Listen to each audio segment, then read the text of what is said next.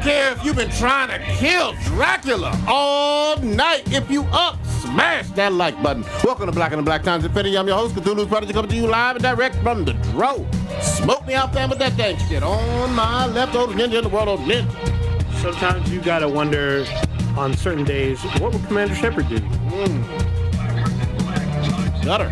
Yeah, on my far right, on the multitude, choking people out on 3s and 4s Chronos. Things look better when you're in fast forward. Just saying. Yeah.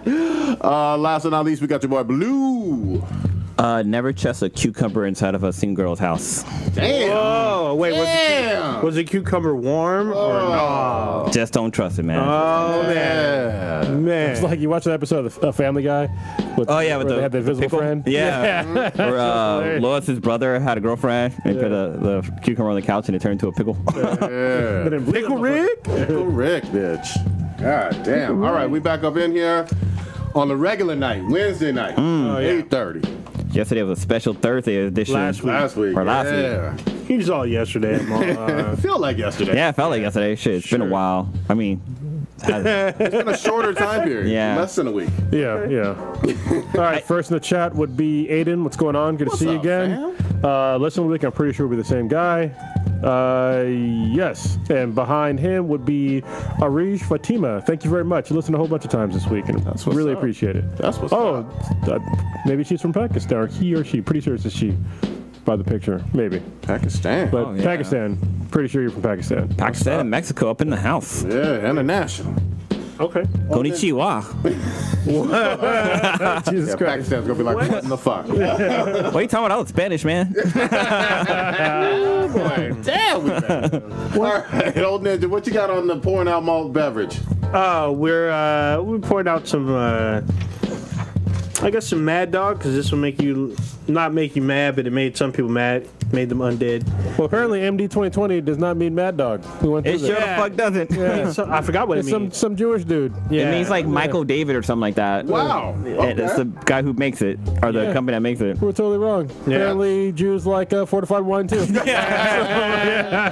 Malt beverage. Yeah, malt beverage. All right, what you got? We got James Karen. You may not recognize the name, but you've seen him before, especially if you're a horror movie fan, because he was most famously in Return of the Living Dead, or Return of the Living Dead, not Night of the Living Dead.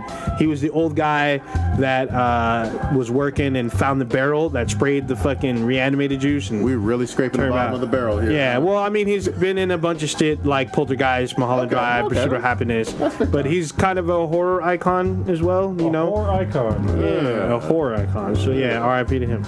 R.I.P. to him. Nobody else, huh? Not that I saw.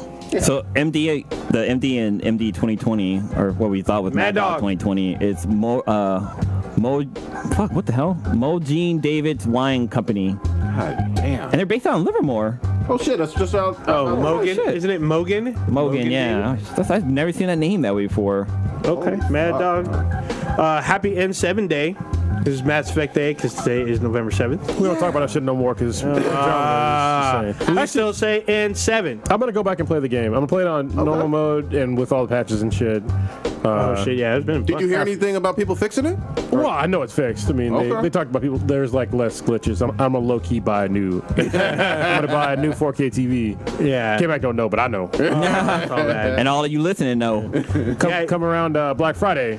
Yeah, Some y'all, good deals. Oh, yeah. there'll be all kinds of deals. So if anybody sees a good deal on LG B or C series 65-inch TV, let me know. Nice. Yeah, shit. Y'all see, there's apparently Bioware has been teasing a new Mass Effect game. Yeah, I mean, here's the thing. I want them to do a great one and just kind of ignore Andromeda in a lot of ways that, you know, people, I didn't play it, but a lot of people were unsatisfied with it. But remember, I mean, before this recent 2018 God of War came out, Ascension left a bad taste in people's mouth, and they bounced back. It's possible. They did, but they totally redid the game, though. Yeah. I don't think Mass Effect is going to... Because, like, their core game is good. It's just the last one was so riddled with bugs and just other nonsense. Yeah. I don't think that they're going to... They could basically use the same formula as the previous Mass Effects and still win. Like the Yeah. first three? especially. Oh yeah, especially Mass Effect 3. You know what I forgot is that you could smash Jessica Chobot in Mass Effect. Oh yeah, never forget that shit. Totally forgot You can about smash that. in real life. Well, Blair Herter. Well, maybe you can. Oh, yeah. Blair Herter already beat that out. Beat it all up. I don't think he beat anything up. Oh, Damn. I think he lightly caressed it. Left it alone. damn. I'm just kidding, Blair and Jessica. They're all local and listening like, what the fuck? I hope y'all are fucking happy together. Come knocking at the door and shit. All right. I'm just being an asshole. Heard y'all talking shit. Yeah. Heard you said I I couldn't was beat talking it shit. up. I'll fuck you up too. I'm just saying. All right. Oh man. Yeah, but N7, I saw some really fun stuff online. I don't wish any ill will. I hope they get it fucking together. You know what I mean? You know what? It's going to be a while before we see Anthem. anything because of Anthem. Yeah. Anthem's their main focus. Like, Did that drop in literally- February? I don't think so. I think it's going to be pushed Ooh, back. I think I saw February on that shit, man. I won't think be that's right around the motherfucking corner. It might be pushed to early March, but Did it get pushed again? yeah, it might have been pushed a little bit. But yeah, I mean, everyone they February 22nd. Oh shit! See? End of February. I think you're thinking of Days 4 Gone. months That- away. that got pushed I back. did. That did get pushed back to March. That was the one. But still, I mean, with Bioware's resources, they pulled everybody from multiple projects just to work on Anthem, and Yeah. that's why Andromeda suffered the way it kind of did. Look, You know they- what's, go hold on, ahead. this is just very strange to me. I'm looking up Anthem on Google. I look up Anthem release date, and you know how usually if you look up anything, there's like, if you look to the right now on Google, Yeah. they give you like a basic, like the down low. On Quick the news. And so the developer is BioWare, and then it has the composer. Okay. I'm like, oh, but it doesn't say anything about like the director or the producer, like the composer. I'm just like, what the fuck? Maybe that score is brilliant, you know? Maybe. So Sarah, Better be laying them tracks down, boy. You know? your last name has a lot of C and H's. This is fucking me up. But I hope you do a good job. Yeah. So, well, actually, let's see what else you worked on. No, I'm fucking curious. Oh, she worked on Assassin's Creed Origins. Shatner? She worked on Assassin's Creed Saga? Origins. kinda Call of cute. Duty Infinite Warfare. Oh, okay, so she's working got on- credentials. Yeah, got credentials. Yeah. I mean, I'm hopeful for Anthem, but I haven't seen enough. Real did short you- credentials though. Yeah, but it's all good. did you not see? Well, if you check our Facebook page, Yeah. both the Prodigy and those of you listening, just go to Facebook, go on your Facebook or Facebook.com and then /BTI. There's a 45-minute new gameplay that was released this Oh, week. not the one from like E3. No, not the one from E3. Okay. I guess there was someone demoing the game. Good. I'll check that out, man. It's on our Facebook page right now. You can check it out. It's probably also on YouTube, obviously, but you should go to our page though. We got some dang stuff for you. This is interesting. I'm like looking at this woman's like musical background, and like her instrument of choice is the cello and the violin. Yeah, she's a real musician. Yeah, but like how do you? But she's composing. She's doing a lot, man. Well, I mean, there's a lot of people that make good. Honestly, music can make or break a game, especially in this day and age. Like, look at Red Dead Redemption. Their fucking music is on point. I feel like a goddamn cowboy every time I play that game. It's fucking great. Like, you be walking around and just like all of a sudden some fucking old dusty ass cowboy music will come on. I'm just like, yeah. Then I shoot somebody in the face. Rootin' tootin' music. It's good shit, man. I will say this though, when it comes to Anthem, I've heard a lot of rumbling. Like, if BioWare doesn't knock this out of the fucking park and get back on track with like big sales, with it being a AAA new IP, the head's gonna roll. Well, especially Head's 'cause- gonna roll. I mean, the two guys that made BioWare, they left, right? They're two doctors. two doctors, they yeah. had left. Yep. But one guy left and came back who was not the doctor, but he was creative director, and that was Casey Hudson, who was the most proponent, and he kept it on track. So he left BioWare for about a year, worked for another company, and now he's back, and he's the one that's been teasing new. He's working on Anthem, but he's been teasing new BioWare. Well, that's new Mass Effect. That's kind of like what happened with Corey Balrog. Or Balrog? Balrog. Balrog. Why not? Sure. The guy from Street Fighter. The black guy in Street Fighter. That's Yeah. Balrog. Anyway, he left. He made the first couple God of Wars, then he left for Ascension and like a couple other ones, and now he's back. And he came back with a vengeance. So if they do something like that, where they get their shit together and make a better game, then I'm all for it. Yeah, man. Okay. Got my fingers crossed. Got my fingers definitely crossed. I want to hear a little bit, sticking with games, about this Fallout beta, because it's getting some mixed reactions. So You played it though. There's I only did play it. 2 hours of gameplay. No, today, right? so Or the beta was on for 2 hours? their whole beta thing was kind of fucked up because you can only play at certain times, and I kept missing the goddamn times. So it was usually like when I was supposed to be working, and I was like, I can't play an online game if I'm working. So, but eventually, I took this week off from work, and I think it was yesterday. It was from yesterday, or the day before. I think it was Tuesday. Pretty sure it was Tuesday. Yeah, it was yesterday. It was from like 10 a.m. to like fucking noon Pacific time. I'm like, fucking weird. What the fuck? So I hop on. I played the entire time it was on. Yeah. And it was fun because like a friend of mine was on, and I didn't want to play with somebody else, but he was like adamant, like play. He actually just jumped in my game. I was like, all right, fuck, I'll play. And he's like level 10. I'm like level 1. I'm like, this is well, when you leave the shelter, I guess you're level 2, but whatever. But it was fun. It definitely felt like a Fallout game. Okay. You could probably play the game because I think in every single session there's only so many actual players in the game. Okay. Everything else is like NPCs and shit like that. And so it seems like it's very empty as far as like players go. Okay. Because it's like the world is so big and there's not very many of you. So you can almost play the game like a single player game. And there's like a lot of like nuanced shit that's in there. You can still find people, don't get me wrong. I think my friend was saying like if you look on the map you can see where everybody's at. Okay. And I was like, that's interesting. And I'm assuming there are vehicles with that giant world to be able to get from one place to another quickly? So I didn't use a vehicle. I don't know if there's any vehicles in the game because I only got to play 2 fucking hours. Okay, so, that's true. But there is a thing where you can fast travel really easily. So if you're playing with somebody else and say you have like a bunch of gear that you need to like just stash away, you can build your own like little camp, and your camp you can actually break down to like a little box and hold it, like keep it in your inventory, and you can build it somewhere else.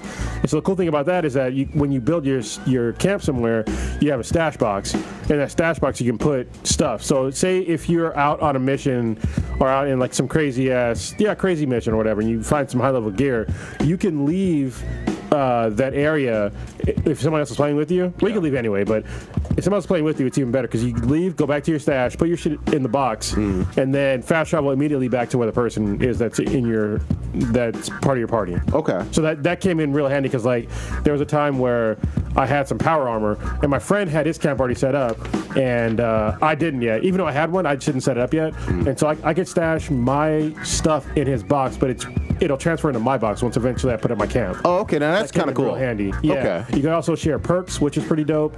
You can share like a lot of stuff in the game. Do they have to be like in your, like, is there a subgroup, like a squad or something? Yeah, we squatted up. I forget how we did it, but we became like a squad. Okay. And then we prioritized chat because he was saying that he thinks that you can, if you're not in group chat or like your own prioritized group chat, people can hear what you're saying if they're close enough to you. Yeah, that would make sense. So and also with like the PvP element of it. So once you get above level 5 in the beta anyway, you can start player killing. So now here's what I want to. Hold on, let me elaborate on that a little bit. If you attack somebody after the level 5, it's kind of like, I like the idea of this. So what happens is if you try to kill somebody that's like level 5 or above, they take reduced damage until you attack them back, and then it's full damage. Okay. So say if you're lower level and somebody's like level 50 or some shit and you're level 5, they shoot at you, you take reduced damage, you could run. Sure. But if you shoot back, that's when it's like, oh, okay, so you guys, basically it's mutual combat, so it's full damage.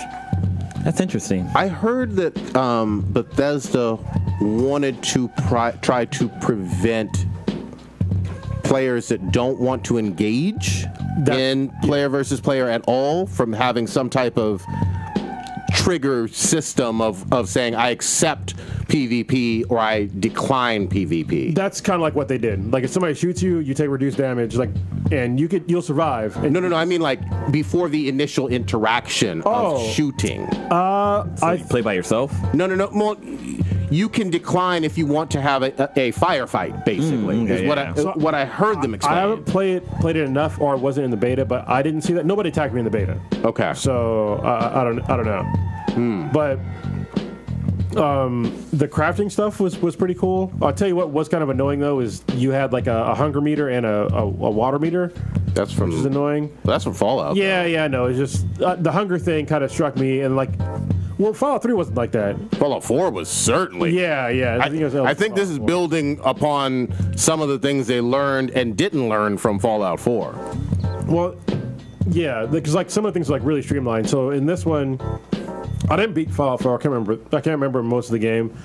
But in this game, Fallout 76, when you have like extra junk, when you go to any kind of crafting table, you can break the junk down into usable items.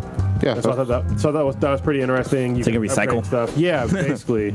So anything you have, you can, if it's junk or even like guns and shit, you can break it down to its base elements. So I thought that was pretty cool. That's straight from 4. I will say this: 4 was frustrating and kind of had mixed reviews, even though it sold really well. But it ran like shit. The engine was just almost Telltale Games kind of trash in terms of like errors and bugs, at least on the PS4 when I was playing it a couple years back. And then the biggest thing was a lot of people didn't like the fucking settlement building. You either loved it or you absolutely hated it because it was super tedious and simulation-like. Right, so in this one, I don't think... So far, you don't need to... I didn't need to build a settlement at all in the 2 hours that I was playing. And like I said, I used my friend's shit. And so that I was fine with, because his like little camp, he had like it was an actual fucking building, and he had like turrets on it and shit to protect his stuff. And if anybody's near your stuff, you'll know, and you can go back and protect yourself. So you could just, getting out of the vault, you could just start doing missions with no settlement whatsoever. Yeah. Okay, that's good. That's good. I played the entire 2 hours. I didn't make a settlement at all. Because 4 forced you to do some rudimentary settlement at first, and then they wanted you to. They kind of tried to incentivize you to make your citizens of your settlement happy and build like power and filtrate water in, like clean the water or sanitize the water or something like that. Well, so they had water sanitization and stuff like that, but they were in cities, so I guess if you didn't want to build your own like little camp or whatever, you could just use the city. Okay. Or whatever. Or you could just buy like a rudimentary, like a super basic one, and just use that for like save points, but that'd be... Have you heard anything about how large, like in terms of the number of people in your individual world or on your server or whatever will be? I heard it's really low. That was what I heard. I heard that it's like maybe less than 16.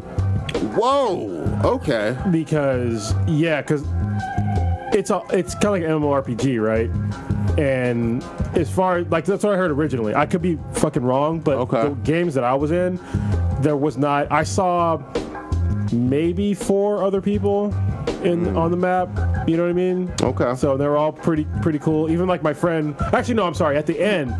So I literally stayed on until the fucking server shut down. Okay. And at that time, like right before that, like when they announced that shit was shutting down, we had 10 minutes to go, and I was in an area where it was like a random like event. Yeah. And so we had to like protect a landing zone to get like some gear and shit. Yeah. And so at that time, I think like 5 or 6 people showed up. Okay. And a friend of mine, he even accidentally like he was using melee weapons, which I was like, all right, whatever. But he accidentally melee weaponed the guy in the face, and the guy didn't attack him back. So he's just like, oh, maybe he saw it was a mistake, because he didn't keep attacking him. He's like, he thought it was a zombie or some shit. Oh, so there's no like gamer tag above? There is, but there was like a bunch of like we were getting swarmed on. Oh, gotcha. And the guy ran up, and he was just like fucking hit him. Gotcha. And, yeah, he didn't do anything back. Yeah, it looks like there's going to be 24 player cap on there. Yeah, and it's a pretty big map. Yeah. That is okay. But this was from a couple of months ago, so who knows what the actual total will be. So wait, was there like Commander Shepard show up or not? Well, I heard that Rick and Morty is supposed to be in the game. There's like a Rick and Morty VR Fallout thing. Oh, it's a VR thing? Yeah, it's like a VR thing. I know Rick and Morty VR games were fucking hilarious. I know it was like a short thing it was supposed to promote. I don't know if they're in the game. Maybe they are, but I saw it as a promotional thing. That would be funny. It's funny as fuck. That'd be cool. You see them like frozen in ice. That'd be awesome. So far I've been pretty impressed with the game. I mean, it's not the greatest game, but it was fun because it kind of reminded me of Borderlands a little bit, because as we were playing, like my friend jumped in and he was like, what do you need? And I was like, well, I don't have a lot of ammo because I'm new. Yeah. He's like, so literally like when you give somebody stuff, you like drop a little paper bag on the ground. Nice. And that's like, it's full of shit. So He gave me like some gear that was like super high level. Okay. And then he gave me like a bunch of bullets and shit. So because he didn't use bullets, he just wanted to melee. And like he crafted some fucking crazy weapons. He had this fucking pitchfork that was on fire.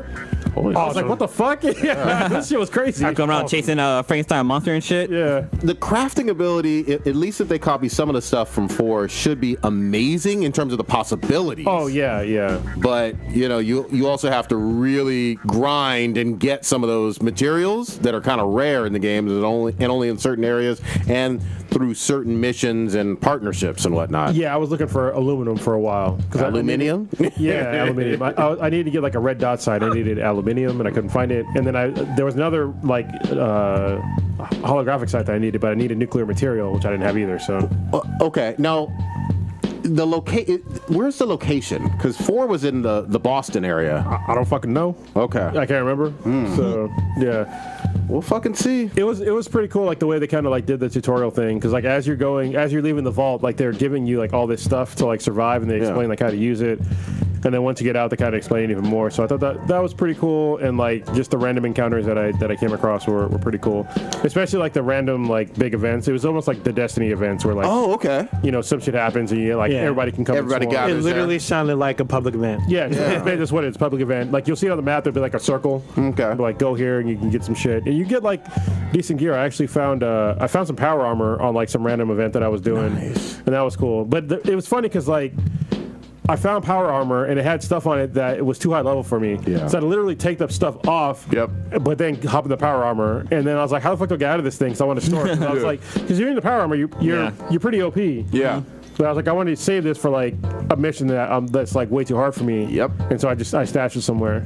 Yeah, it sounds like it's going to be a game that either people are going to love or it's not going to be the right game for them. But I wonder they get a good response. I wonder if there's an update to Fallout Shelter on the mobile app. Oh, that shit was I haven't fun. played it in like a long fucking time, but that was still a pretty fun game. And I know that they had it for the PlayStation, right? Oh really? Yeah. They came out as like a disc release, like an indie game.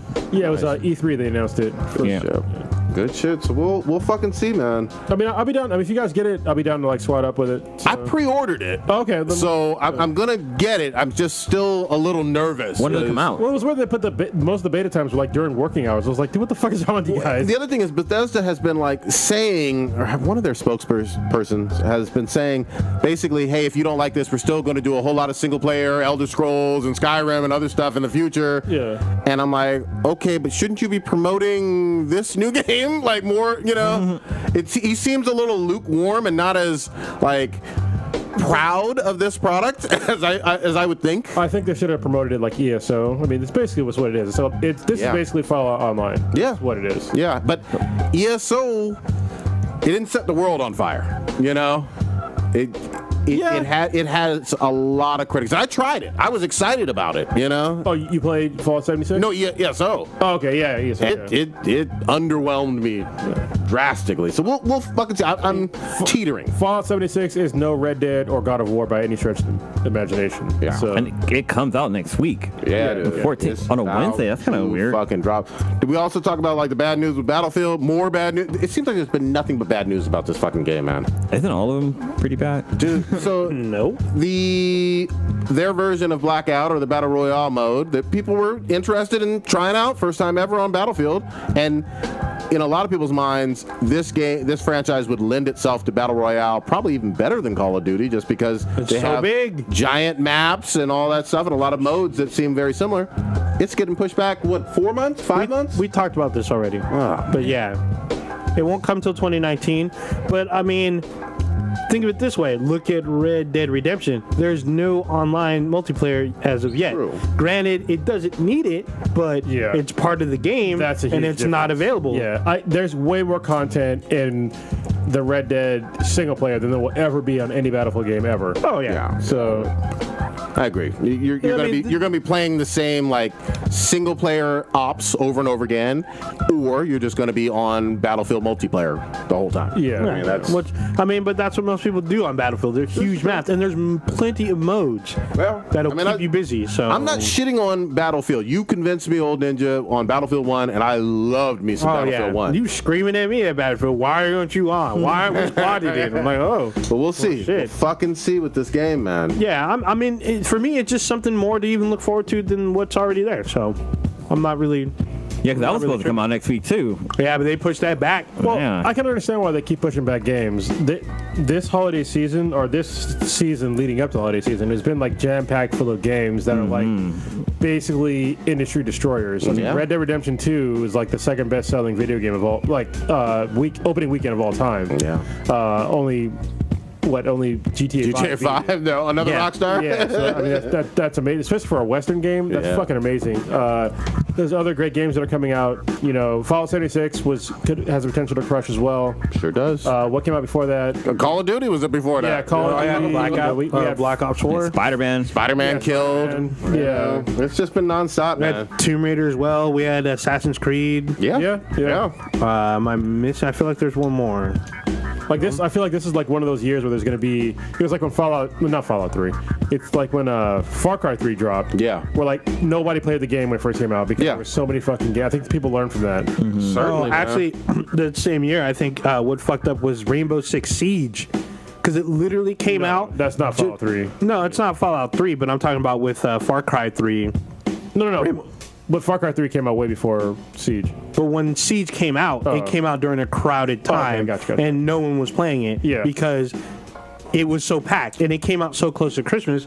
Now people are praising it, loving it, saying how come more people aren't playing it. Well, it was like nobody knew back then, and people forgot about it. That game has so much support from like the online community. Like at TwitchCon, it was huge. And people online still go fucking crazy for it, and they keep supporting it because year after year after year. Apparently, it's a good ass game. Yeah. Well, it's the same thing with movies too. That's why Wonder Woman's fucking it's wrapped. Like I'm pretty sure they can release a movie today. I mean, they pushed. You think they got it in the can, huh? Yeah, I'm pretty sure they do. Wow. But or at least it's close. Yeah. You know. But they pushed it back by what, like almost like a year. Yeah. It's fucking weird, man. But I can see why. I mean, it was going to open during like some other movie that was like it was Frozen 2, I think. Yeah. You don't want that smoke. Come at that Disney money. Yeah, Disney's coming for you. Nah, you don't want that at all. You don't want them problems. We will do games because I do want to get into some Red Dead again a little bit, but later. Castlevania, did everybody finish season goddamn 2? I didn't start season 2. I'm like 4 episodes in. So no. I watched it. Oh man, I fucking finished it. You binged it? I binged all the way through it, man. Yeah, okay. And, I mean, I'm not gonna spoil it for you guys, but god damn, it was so good that Krista was watching. I was like, I don't know if you want to watch this, Krista, but who? Krista. I don't know who that is. Yeah, okay. Never heard that name before. Never heard that one. Anyway, so we're watching. I was watching it because she was gonna like go to bed on the couch. Mm-hmm. Obviously, I was watching TV on the couch too. And she was like, "Oh, what's this?" She started watching. I was like, "This is fucking gory." I was like, "I don't know if you want to watch this." She's like, "This looks really interesting." I was like, "All right." But she was interested in it too because it's a fucking good show, dude. Everything about this second season. First of all, they doubled the number of episodes, which right off the bat works. And then they took a whole lot of fucking like liberties with characters, some of them whom I had never fucking heard of, and they just went all the way there with the evil and the violence. Fucking Isaac, and what's the other guy's name? Shit. Isaac was not Trevor. Was it Reinhold or whatever? No, he's another Necromancer, or the one with the pets. Oh, the one, yeah. Whatever his name is. Well, what's so crazy about those guys is that they're not vampires. I'm gonna use the term from Blade. They're familiars. Yeah. Mm-hmm. Isaac is fucking ruthless though. Fuck yeah. That motherfucker is ruthless. Is that the black dude or the black dude? Yeah. But the one who got me was Camilla. Carmilla. Yeah, Carmilla. Yeah. The vampire. The female vampire. Dude, like that. There's like she had plots. There's like one scene where she's like talking about how like I think it was. I wasn't sure if it was before she turned or when she was already a vampire or whatever. But when she kicks the dude out the window. She's a vampire this whole time. Okay, then I guess she's a vampire in this. But it's the one where she kicked the dude out the fucking window and like chopped off his neck and his like penis and shit was like flopping in the wind. It's like damn. But then like that other part where Dracula's like, "Are you gonna fuck him?" And she's like, Yeah, maybe if he was like the last man on Earth and like there was no other men and like half the woman population was gone too. Like she basically gave down his long list of how and she some animals too. And some animals. Yeah, that chick is fucking crazy. And when she kicked dude down the stairs, I was like, fuck, she's bad. Shit is. But you gotta see, like Isaac, fucking. I was like, damn. Yeah, he has a lot of layers to him. I fucking loved everything about that character, and even my magic girl, Sifra. What the fuck? Cypher, I think it is. Something like that. The magic girl with the fire and all that. Yeah. She was fucking dope. Yeah. She started kicking ass. Alucard is doing his thing. It's up there to me with like early Voltron seasons. This is fucking dope. Mm-hmm. Yeah, I was pleasantly not surprised because like the first season was really good, but this one it's kind of weird because it's a little bit more of a slow burn, but it still has like really good action. Yeah, they focused on the vampire world and like mythology and politics a lot, and then you get no big spoilers, but you get tidbits about the Belmonts and tidbits about that older world before Trevor was on his own. And it just kind of all comes together, man. Dude, I love the scene where that other vampire stepped up to Dracula and Dracula put him back in his fucking place. Yep. So who the fuck are you to tell me and this and that? Like, he fucking went off on that dude. I was like, damn, Drac don't give no fucks. Zero fucks, man. Zero. And you know what? I actually, after finishing season 2, I want to play. I always heard great things about Symphony of the Night. Yeah. Like, a lot of people have it as one of their best games of all time. It's on the PS4 now as like a remastered release. Is it now? Yeah, it just dropped about a week ago. I'll play it. I'm gonna give it a shot. Have you played it, the original before, way back in the day? I think I played some of it. That was on the PS2 or 3, right? I think it was on the PS1 for Symphony of the Night. Shit. I think maybe. Yeah, you'll know when you start it up. I'll see. Hold on. I definitely didn't beat it though. But it comes with Rondo of Blood, which I think was in Japan for a while and maybe got a DS port. I don't know. Castlevania has a convoluted kind of history in terms of the timeline and all the games that have dropped. I guess there was even one for the PS3 that I didn't know of. So this is the only generation that hasn't had a new one. Does that look familiar to you? This is a side scroller. Yeah, no, okay. So I don't remember playing this side scroller. It depends on the year it came out. On a 64? I think 97, something like that. 97. Okay, this is I definitely didn't play this one. Yeah, I'm gonna check it out. Give it a shot. What was one of the there was one of the PS3.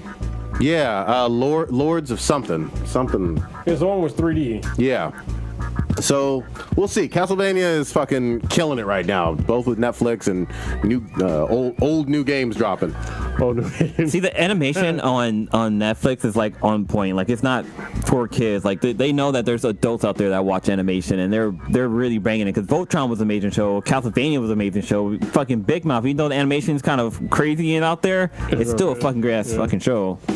Are you looking at the timeline? What was that last one? I think it was Lords of Shadow. That's it. Yeah. Yeah, that's the one. And they had 2 of those Lords of Shadows, right? Yeah, there's Lords of Shadow, Mirrors of Fate, and then Lords of Shadow 2. Okay. And Lords of Shadow, like the normal one. Yeah, this is the one. I'm pretty sure I have it somewhere. Yeah, this is the one. Good shit, man. Well, hopefully it's a rebirth of this franchise, and I want this to have as long as a run as fucking Voltron has, you know? Because they already announced season 3 dropping. So you know that Sam Dietz, he's going to be busy. Oh yeah, because he's been picked to do a Zelda animated series. Is that so? I heard Netflix. The rumors. Is it official? That it is official happening. Okay. It's been reported by numerous trades. I think the one big break was Entertainment Weekly. Okay. That he was tapped. He's tapped to do this. I think he's also trying to do another project as well. But they asked him, because of Castlevania, be like, hey, can you do this Netflix Zelda series for us? And he's talented. Wait, you talking about the producer or Sam Dietz? Sam Dietz. Sam Dietz is the director. Right. Yeah. I know the producer is doing the Zelda thing, but I don't know if Sam Dietz is attached. I think he's attached to like a handful of episodes. How do we reach out? They reach out to us. God damn it. No, I can hit him up again. Yeah, hit him again. Let's clear that shit up. Yeah. I'll 100% watch it. If he's doing it, I will 98% watch it. As producer. So. Did y'all hear the big news with Crunchyroll and Funimation? Oh, yeah, they're breaking up. Yeah. It's been a couple of weeks they announced that. But yeah, I definitely wanted to bring it up on the cast. But it's fucking sad in a lot of ways. Heart, man. Yeah. VRV. Or, no, I'm sorry. Verve. Yeah, you say it right.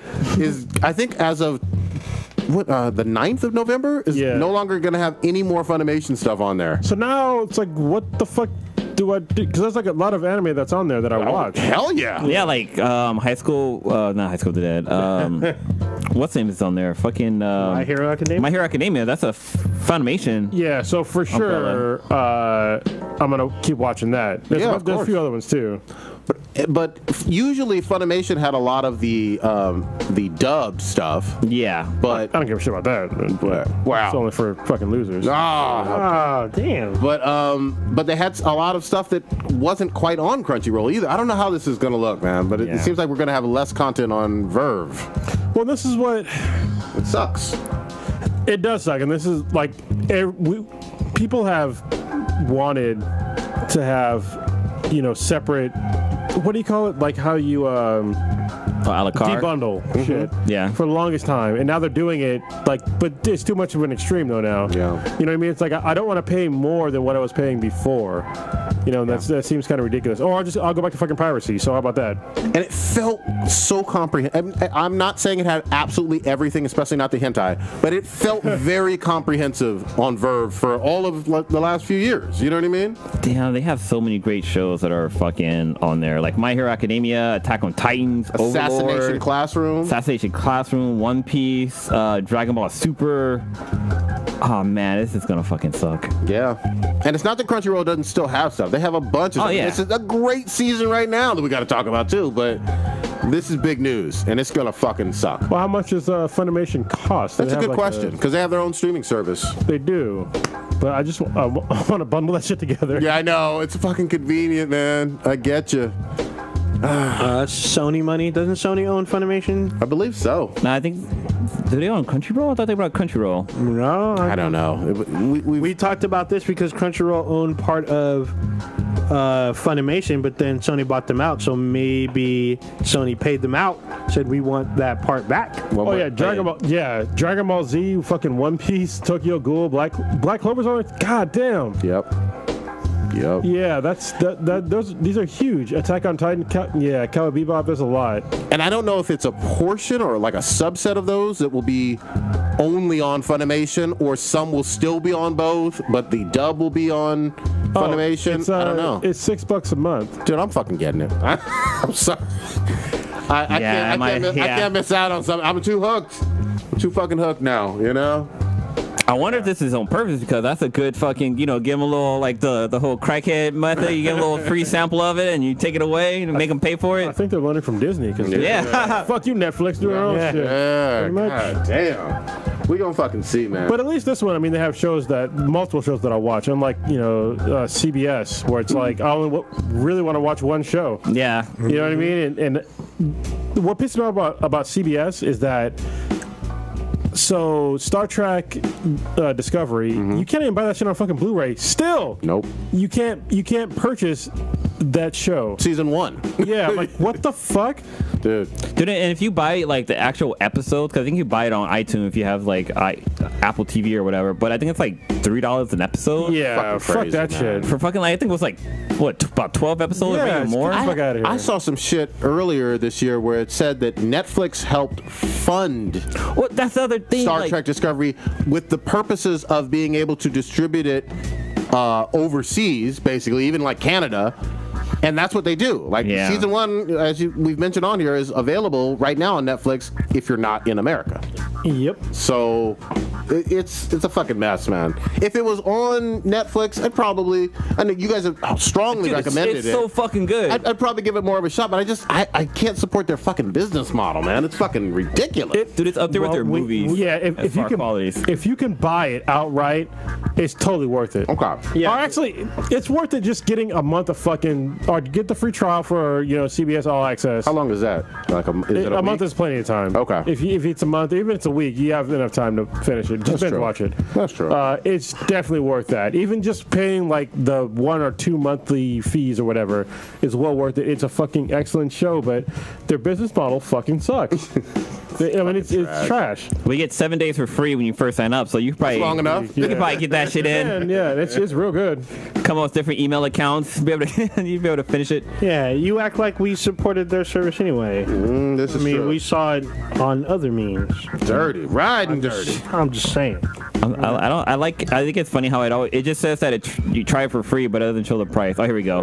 It's $5.99 a month after that. So that's with commercials. Yeah, with commercials. Yeah, which is bullshit. If you want non-commercials, it's like $11 It's or $10. $10 They commercial double free. dip. Like, what the fuck? Hey, Hulu does the same thing. Fuck that shit. But this is I'm not going to pay you for commercials. And this is a network. Yeah. Yeah, right. Regular network. This isn't HBO, not Showtime. Network television, basically. But there are titties in it. I do like titties. So, I do. And they curse. Titties. And They do? Yeah, this show should have never been on CBS. It should have been on Showtime or And Stars. CBS owns Showtime. That's what makes it fucking worse. Like, god damn. dude, if this was a show, I think there probably would have been more viewerships if this was on Showtime. Oh yeah, you would have had This would have been huge. You would have had that people subscribing. Oh, we could have had some Klingons. Fucking boy, if on that. Yeah. But there was Klingon Get 'em fucking. back- There was in the Klingon show. fucking. But you can see it though. Yeah. You saw you Klingon saw titties. Yeah, you sure do see She Klingon was things. fucking, so. And her nipples were so dark purple. God damn. God damn. Her and the Klingon dudes have two dicks, just so you know. or two dick holes, one of the two. They have two dicks. They have two dicks. Yeah. You can have a dick hole, 2 dick holes, and 2 dicks. You know. Yeah. You would have a dick hole with no dick. You can have, you got a dick. Yeah, you can have a hole. Yeah. No, We don't know what their anatomy is like, so I wish I could might name not. this episode "Dick Holes with 2 dick holes with one dick." But Yeah. yeah. Ski. iTunes would be like, "What?" Yeah. What are you doing? HR be like, just call it no nut dick. Oh wait, no, just no nut November again. Did you? I know you're a big time fan of Shinichiro Watanabe. You heard about his new Netflix shit dropping? I have. Well, you told me. Yeah. But, yeah, I didn't know he was coming out with something new. Exclusive to Netflix. He working with them, getting that Netflix money. That's awesome. Yeah, he. If y'all didn't know, he's the guy that did Samurai Champloo. Oh no. Cowboy Bebop. Cowboy Bebop. Mm-hmm. He did Machiko and Hachin. Mm-hmm. He did a bunch of like really good animes. They're usually pretty short. Maybe he did. Did you do Cowboy Bebop? I thought. Yeah, maybe. He did. Hold on. Let me fact check myself. Do that shit. Is he the one that's doing a new mech anime for Netflix, or is that just someone else? I don't know if it's mech or not. I thought it was called something on Sunday. I just know that there's a new mech anime coming to Netflix, and it's by a really big time like producer or whatnot. I don't know who it is. Yeah. But- So He did. Yes, he did. He's on First one. Cowboy Bebop, Samurai Champloo, Kids on the Slope, which I have not watched. I need to watch that. Space Dandy. Space Dandy's fucking hilarious. Yeah. Great. Terror in Resonance, and Carol and Tuesday. Carol and Tuesday. That was Okay. like something new. It comes out in 2019. Yeah, that's that Netflix joint. So we'll see. I'm fucking down for it, man. Netflix is trying to do big things with anime. Well, he always have like dope ass fucking music in his anime, so I can see how that works out. He's also did some stuff for the Animatrix too. Remember that shit? Oh yeah. Yeah. Fuck, man, that's been a while. So you know what's crazy? All right, so I've been listening to a lot of books now, and I'm on to like my next book, and it's called The Neuromancer, which is kind of an old book. I think it was in like I've heard about this book. Didn't they adapt part of this into a movie or some shit? maybe The Matrix or maybe Johnny Mnemonic, or there's like a lot of shit. Yeah, there's it's like what do they call it? Not Cyberpunk? Cyberpunk, yeah. There you go. It's a cyberpunk book, and it's been like really interesting to see like how many different pop culture media, media whatever, has taken like liberties with this book. Okay, Yeah. that's what it was. It's Matrix is partially influenced by that book. Oh, because they call it the fucking Matrix. I haven't read the Like book. for real? Rip off your shit. Also, I think what's the fucking humans evolved game? Detroit. No, not that one. The other one, Inhumans? Deus Ex. Partially is influenced by that as well. Pretty much any cyberpunk type game. Like Neuromancer is probably to me it's a little hard to follow. Yeah. But it's still really good. Like Is this the Philip K. Dick one? No, it's I can't. Who you feeling on who's dick? Oh, damn, them photos. Oh, that's foul. I can't remember the guy's name. Oh, I can tell you in a second. But yeah, I can't remember his name. But the book is like really interesting, like the level of detail this guy goes through, and it's pretty funny because just like I think Isaac Asimov had like the same sentiments of like when he was writing books, is that he didn't think that people were gonna like them, and like it was like way later after it came out that he heard about like 1 million people had read this book. Oh, nice. Oh, yeah, this guy. Cool. Yeah. So, William Gibson is the author of the book. Yeah. He also wrote probably one of my favorite episodes of X-Files. There's a episode called Kill Switch. He partially wrote that episode with, I think, another writer and a little bit from Chris Carter. Chris Carter, yeah. That's the one where they're trying to find this like hacker, and like Mulder and Scully have no idea what they're talking about, but they're still trying to prevent like crazy deaths going on. It's a really good episode, though. Well, it's like there's this chick in the book who's not the main character. She kind of like helps with the main character. Yeah. And like the first time they meet, like she's basically like this badass, and she replaced her eyeballs with like she normally wears like sunglasses, but they're like sealed to her face, which you see in Cyberpunk shit. And she can see like basically all the spectrums and shit. She can see in the dark, and like her hands, like if she flexes them a certain way, like literally they all turn into blades. Oh. So like. Oh, that sounds like Cyberpunk 2077? Yes. Yeah. I mean, like all this shit that you see in or like Blade Runner. Yeah. Or Ghost in the Shell, where like their hands come out and like they can type super fast and shit like that. It's like that, and it's just like it's really cool to like go back to the origins of sci-fi and shit like that, and like kind of go back over. Even though this one is probably not my favorite book to read or to listen to, but it's still really it's fascinating. To like go through this stuff. You've been reading and listening up a storm with these. Yeah, there's actually a prequel to this book called Burning Chrome. Oh, I gotta. Yeah, and there's a sequel to Neuromancer called Count Zero. I was talking about. Well, hopefully this one gets better. For some reason, it's just like it's hard for me to follow, and I don't know why. It's been like ever since I've been listening to audiobooks, this has been the hardest one for me to follow. I think part of the reason why I think this. Some people say this has like a lot of D&D like formats or comparisons or some shit. Well, like there's certain parts where it's like level of detail, and then there's certain parts where I feel like they're skipping shit. Maybe it's because I don't know if it's maybe they changed stuff from the book to the audiobook, because usually I get unabridged shit. Okay. So it's everything. I'm pretty sure it's everything. But in this one, it seems like they're kind of skipping like some certain details that I'm not like putting two and two together. Maybe I'm fucking dumb. Well, that's important though. It is important. I mean, I'm picking shit up, but it's just like there's other things where I'm just like, What the fuck? Well, and it's really hard because it's hard to really discern the main character's reality from like not reality. Okay. And so that makes it kind of more difficult because when he goes into like they call it's the Matrix, it's hard to know if he was in there in the first place or he ever left. So that's what makes it a little bit difficult to really follow, especially when it gets to a part in the book where he meets an AI. Yeah. And he's back in the Matrix, but he thought he left. And so it kind of fucked up like my whole thing. So all right. So you should definitely check out Infinity. It's a book I read recently on the Kindle, and it takes place like thousands of years in the future. That is not what that says, you motherfucker. Infinity? Read that again. Infinity. Infinite?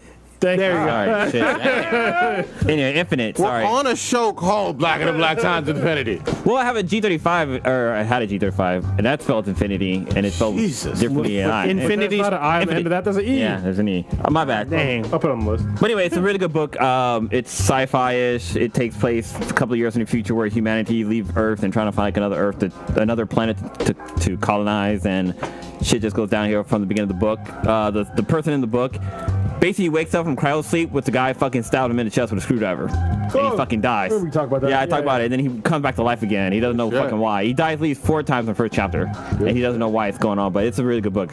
And I see that they have an audiobook of it too, so. Yeah, I do the audiobooks Holy shit. when I'm driving and stuff. Yeah, This sounds like some N7 shit. there you go. Just saying. One last thing since we're on books. Sorry, last one. I read or listened to Artemis. Okay. It's by the same guy that wrote The Martian. Oh yeah. Probably seen the movie, right? It's a really good book. So if you get a chance, I think it's Andy Weir is the guy's name, and he wrote Artemis, and it is narrated by my Your Canadian girlfriend. Rosario Dawson. Yeah. And she does a fantastic job, but she's fantastic at everything. Anyway, it's about a Saudi Arabian female on the moon in like one of the cities on the moon, and it's basically a caper on the moon. Nice. And so it's a really good book. It's fantastically written. If you listen to an audiobook, Rosario Dawson does a really good job of narrating the whole thing because you feel like she is Sexy. protagonist. She was picture naked the whole time reading the story. I gotta switch it back. No, because I want to have her on the podcast. Please come on the podcast. I gotta switch it back to anime for a quick second. Goblin Slayer been fucking this entire world up. It's one of the most popular fucking animes all over the fucking world. Crunchyroll had receipts they put out there all over the states and different fucking countries. Brazil fucks with it, Europe fucks with it, Japan obviously, and all over East Asia. Goblin Slayer, I love the fact that people got over, the people who weren't weak sons of bitches, got over the first episode. Episode 1. Yeah, with the super censored sexual assault scene. And then figured out that, hey, this is a wonderful fucking anime, dark fantasy fucking anime that everybody fucking has some skin in the game on. With rapey scenes. It's great. Yeah. And it really only had like that one, maybe on the second episode or so. Yeah, episode 4 and 5 and 3, they really didn't go there, you know? I'm just saying. How far are you, Blue? I've only saw the first episode. Oh, that was it? Yeah. You wanted to be able to tap out? You were like, nope. Yeah. You were like, no. No, I had to fucking recover. It got close to November. I had to like slow my roll. Damn. I didn't know what to expect other episodes. The goblins can bust nuts, but I can't. Yeah, green nuts. But I love the fact that he just stays true to who the fuck he is. He's never taken off, so far, that fucking helmet. Yeah. He's been like, why are you talking to me about shit else besides fucking killing goblins? Does he do the thing where like they do it like other anime where the character just wears the helmet, like they'll go take a shower and still have their fucking helmet on? I mean, there's been no shower scenes with him yet. Oh, But okay. he eats with his helmet on. But he does eat. So, yeah. Yeah. Apparently there's like a little thing where you Latch. A little flap. Yeah, but this motherfucker is hardcore and gets so fucking annoyed with people talking to him about, oh, well, that's an ogre or blah, blah, blah. He's like, Is it a goblin? yeah, is it a goblin, bitch? Bitch is trying to hit on him. All he does is kill fucking goblins. He don't fuck. He don't talk to nobody about anything. Shit. He is about killing fucking goblins. That is his purpose in life. I mean, he does kill an ogre.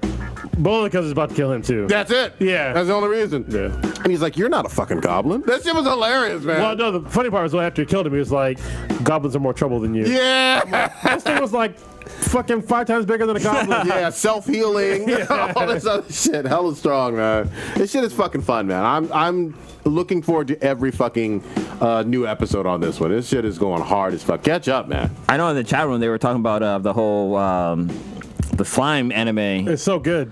That's a good one. It's too. so good. I'm behind on that. I'm only like on episode 2 or 3 on it, but y'all were right, man. That was excellent. After episode 2, you can understand how he has the potential to be like more OP, basically more OP than fucking One Punch Man. Yeah. Like, it's ridiculous. It keeps getting added on though. The powers and shit, man. It's fucking hilariously funny. I'm digging. This is a good time for fucking anime, you know? I got my JoJo still going. You know, you never try any episodes? It's too gay for me, man. Damn. I gotta try it out because every time, I kid you not, I try watching it again, and again it's the same fucking episode of the guy in the ground trying to get out of like the basement, whatever. He's trying to get out to the sun. They're trying to stop him. Oh yeah. That's Like I guess it's like a vampire dude, but it's I think it's like number 2 or season 2 or whatever. But I've seen the same episode like 6 times. God I kid you fucking not. I don't know what the hell's going on. I've watched, I think at least 2 seasons. Okay. I'm halfway through, I think, the third one. Stardust? Yeah, and it's just like, it's just so weird. Like, it just keeps like getting gayer and gayer. nothing's wrong with it getting gayer and gayer, but like, just come out and say you're a gay anime. You know what I mean? It's like, it's so weird. Like, Dude, they've reached new heights. yeah. Like remember? Well, I saw the outfits and I was like, Dude, like, from the trailer, because I'm not a manga reader, I'm not one of those, but from the trailer, I was like, there's no women in this series. Season 5 went like, okay, we're just showing you nothing but Italian boys fighting each other in fucking Naples. And I'm like, no chicks at all? Why are you calling them boys? They ain't men. I mean, one of them's like a teenager, but everybody else is grown. You spell boy with an I? It's fucking good. Boy. I mean, I really appreciate that they're making anime like that. Yeah. I mean, like, they're making something that is obviously either overtly homosexual or low key. Yeah, exactly. Homosexual, but they're making it like they're fighting. You know what I mean? Like, so it's not like. It's not stereotypical, even though like, what they're wearing might be kind of fucking over the top, but like what they're doing isn't. So I think that's pretty cool. Boob window on 4 or 5 guys. Oh, yeah, a boob window. Like, what are you doing? Like right here, the chest. Like I was thinking of like what Janet Jackson wore at the Super Bowl, where it got the nipple slip thing happened. Although the guys had that, and they will like take it off every now and then. God damn. I like Ass's chaps. Yeah, Prince used to wear them shits. God damn. Damn. Have you seen any of the Zombieland saga? I watched the first one. It was fucking hilarious. And then I was like, like the first I guess 5 minutes when the chick gets hit by the fucking bus. Yep. I could. So, John, the creator of Love and Warren, he was here last week. Oh, nice. And he's just coming through for something else. But he happened to come by the house. Mm-hmm. And so we were just bullshitting. He's like, let's watch the first one. And so we're watching it. And when the bus hit that chick, we could not stop fucking laughing. It was hilarious. We're drinking a whole bunch of Oben. And it was so fucking funny because it was like out of nowhere. It was like, what the fuck? And apparently, like, they're basically idols. Yes.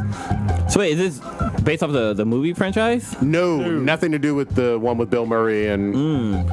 But is this on Netflix? I've never heard of it. Crunchyroll. Crunchyroll, Yeah. okay. It's interesting. So I want to watch more because it's like a lot of metal. So you know me, I love metal. It's a lot like Baby Metal, basically in a zombie-fied anime.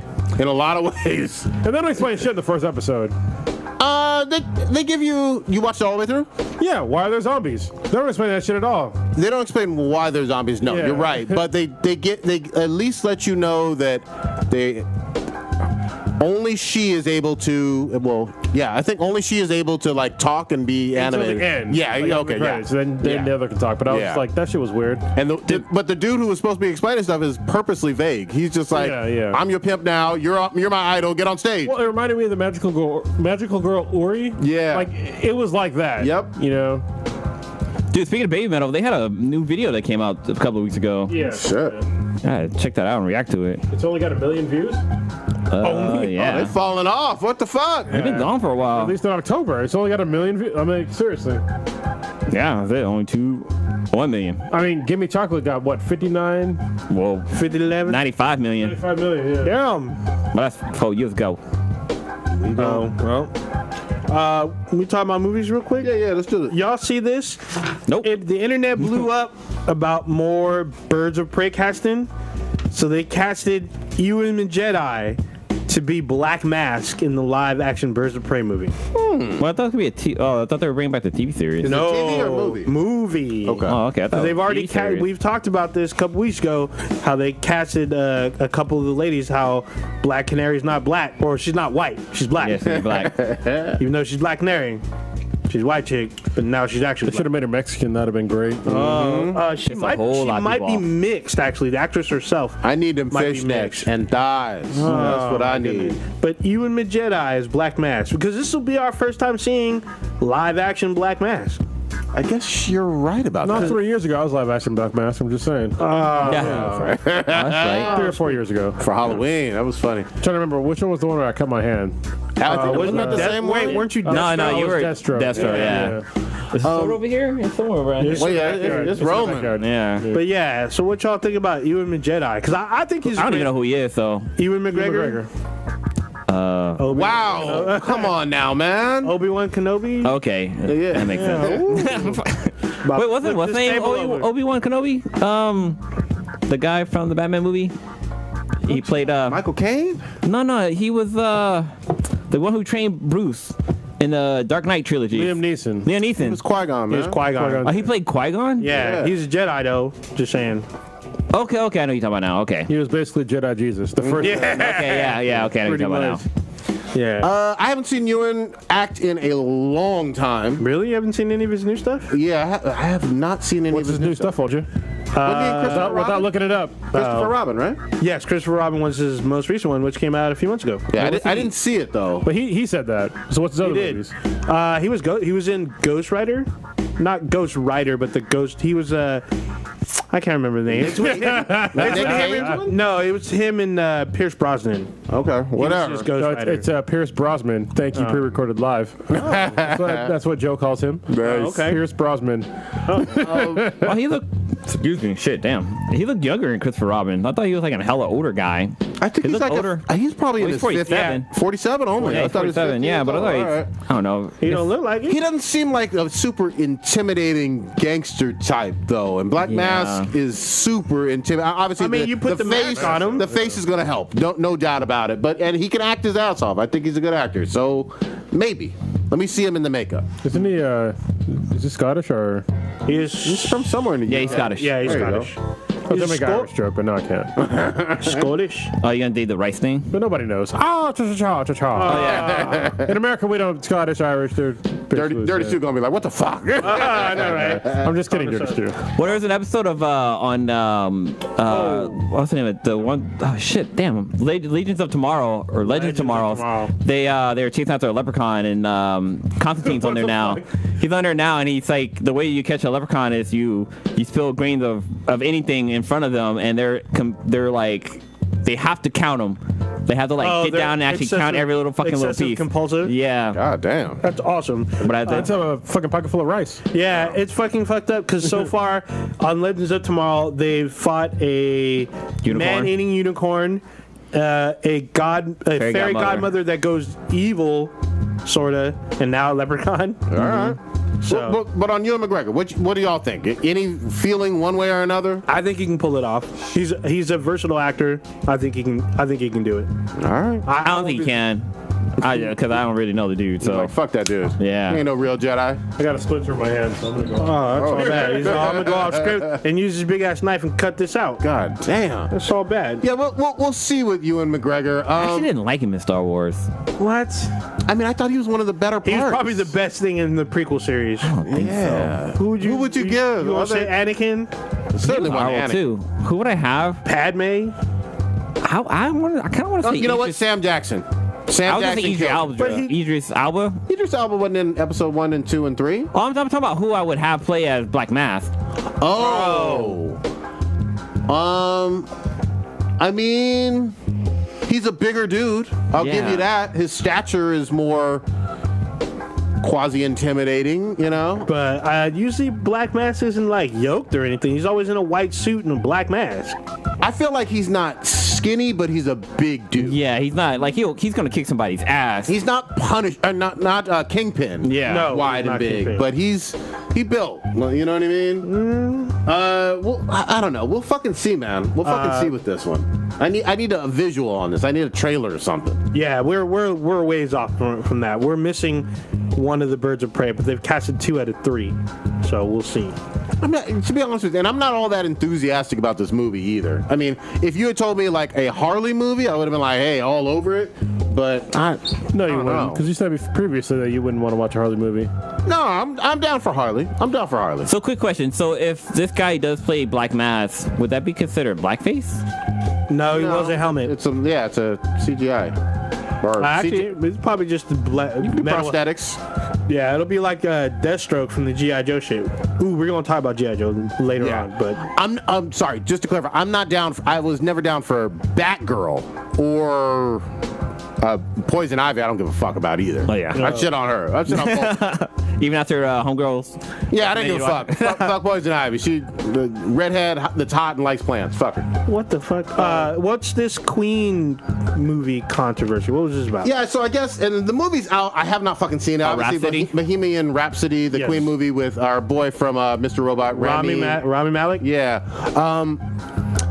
the controversy before the movie came out, and I guess it was confirmed probably if you have seen the movie, this isn't a spoiler or whatever. Obviously, Freddie Mercury was someone who got down with a lot of dudes as well. Yeah, probably banged some chicks, obviously, plenty of groupie girls, but banged dudes as well. Had a boyfriend or whatever. And the controversy was that part was the gay stuff was kind of brushed over or excluded or lightly glossed over when it was a pretty big part of his life. And so I have not seen this movie, although it did well. It was like the #1 movie this past opening weekend. Yeah, there we go. Amateur surgeon. But the controversy was, why not include something that we already all know in biopic? He died of AIDS, didn't he? He did. It was pretty widely known that it was probably from gay sex at the time, even though, let me rewind the tape. I'm not saying that if you're gay, you're going to get AIDS or you're... No. But at that period of time, if you were having unprotected sex... Yeah. It was running rampant through the gay male community. And that's not a secret. And that's a fact. I'm not saying that people that are gay are going to get AIDS or some shit. You can look back on any documentary about AIDS in the early 80s and late 70s and whatnot, and you'll find that to be true. Yeah, right now the movie's sitting at 155 million. Worldwide? I guess so. That's worldwide. That's impressive. Yeah, it made a lot of money. That's impressive as fuck. Budget was 50 million. I mean, Rami looked like he was doing a good job. He's a great actor. Yeah. So if y'all don't know who he is, he's in Mr. Robot. Yeah. So, and it was also in Night of Museum. Vampire. No, that shitty vampire movie. God damn, he's a fucking vampire Twilight? too. He's in Twilight. Is he really? I never saw Twilight. Yeah. I'll show you the picture. Fuck that. He's in Twilight. So Twilight had a lot of he's folks also in it, I watched it. He's also in one of those one of the games that came out not too long ago. It was free on PSN. Was Until Dawn.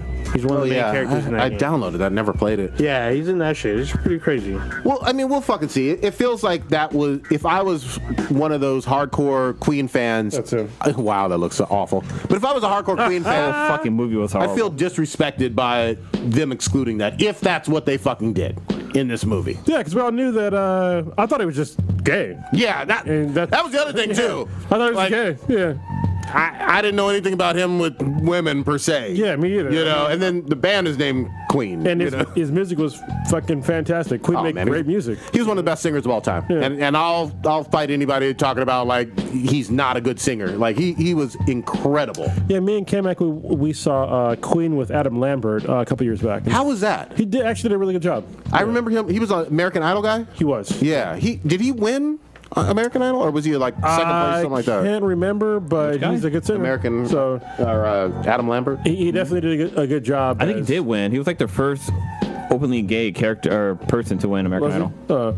Well, I mean, he definitely did a really good job as like the front man. Yeah. So good shit. I will probably check out this movie not in theaters. Like if it's on Netflix or something years from now. You get that Splinter out? Yeah, I got it out. Did you have Turtles help you out? Amateur surgeon, bro. Bust out a fucking knife and get it done. There you go. Chop that flesh. Here for a minute, and I was remembering when.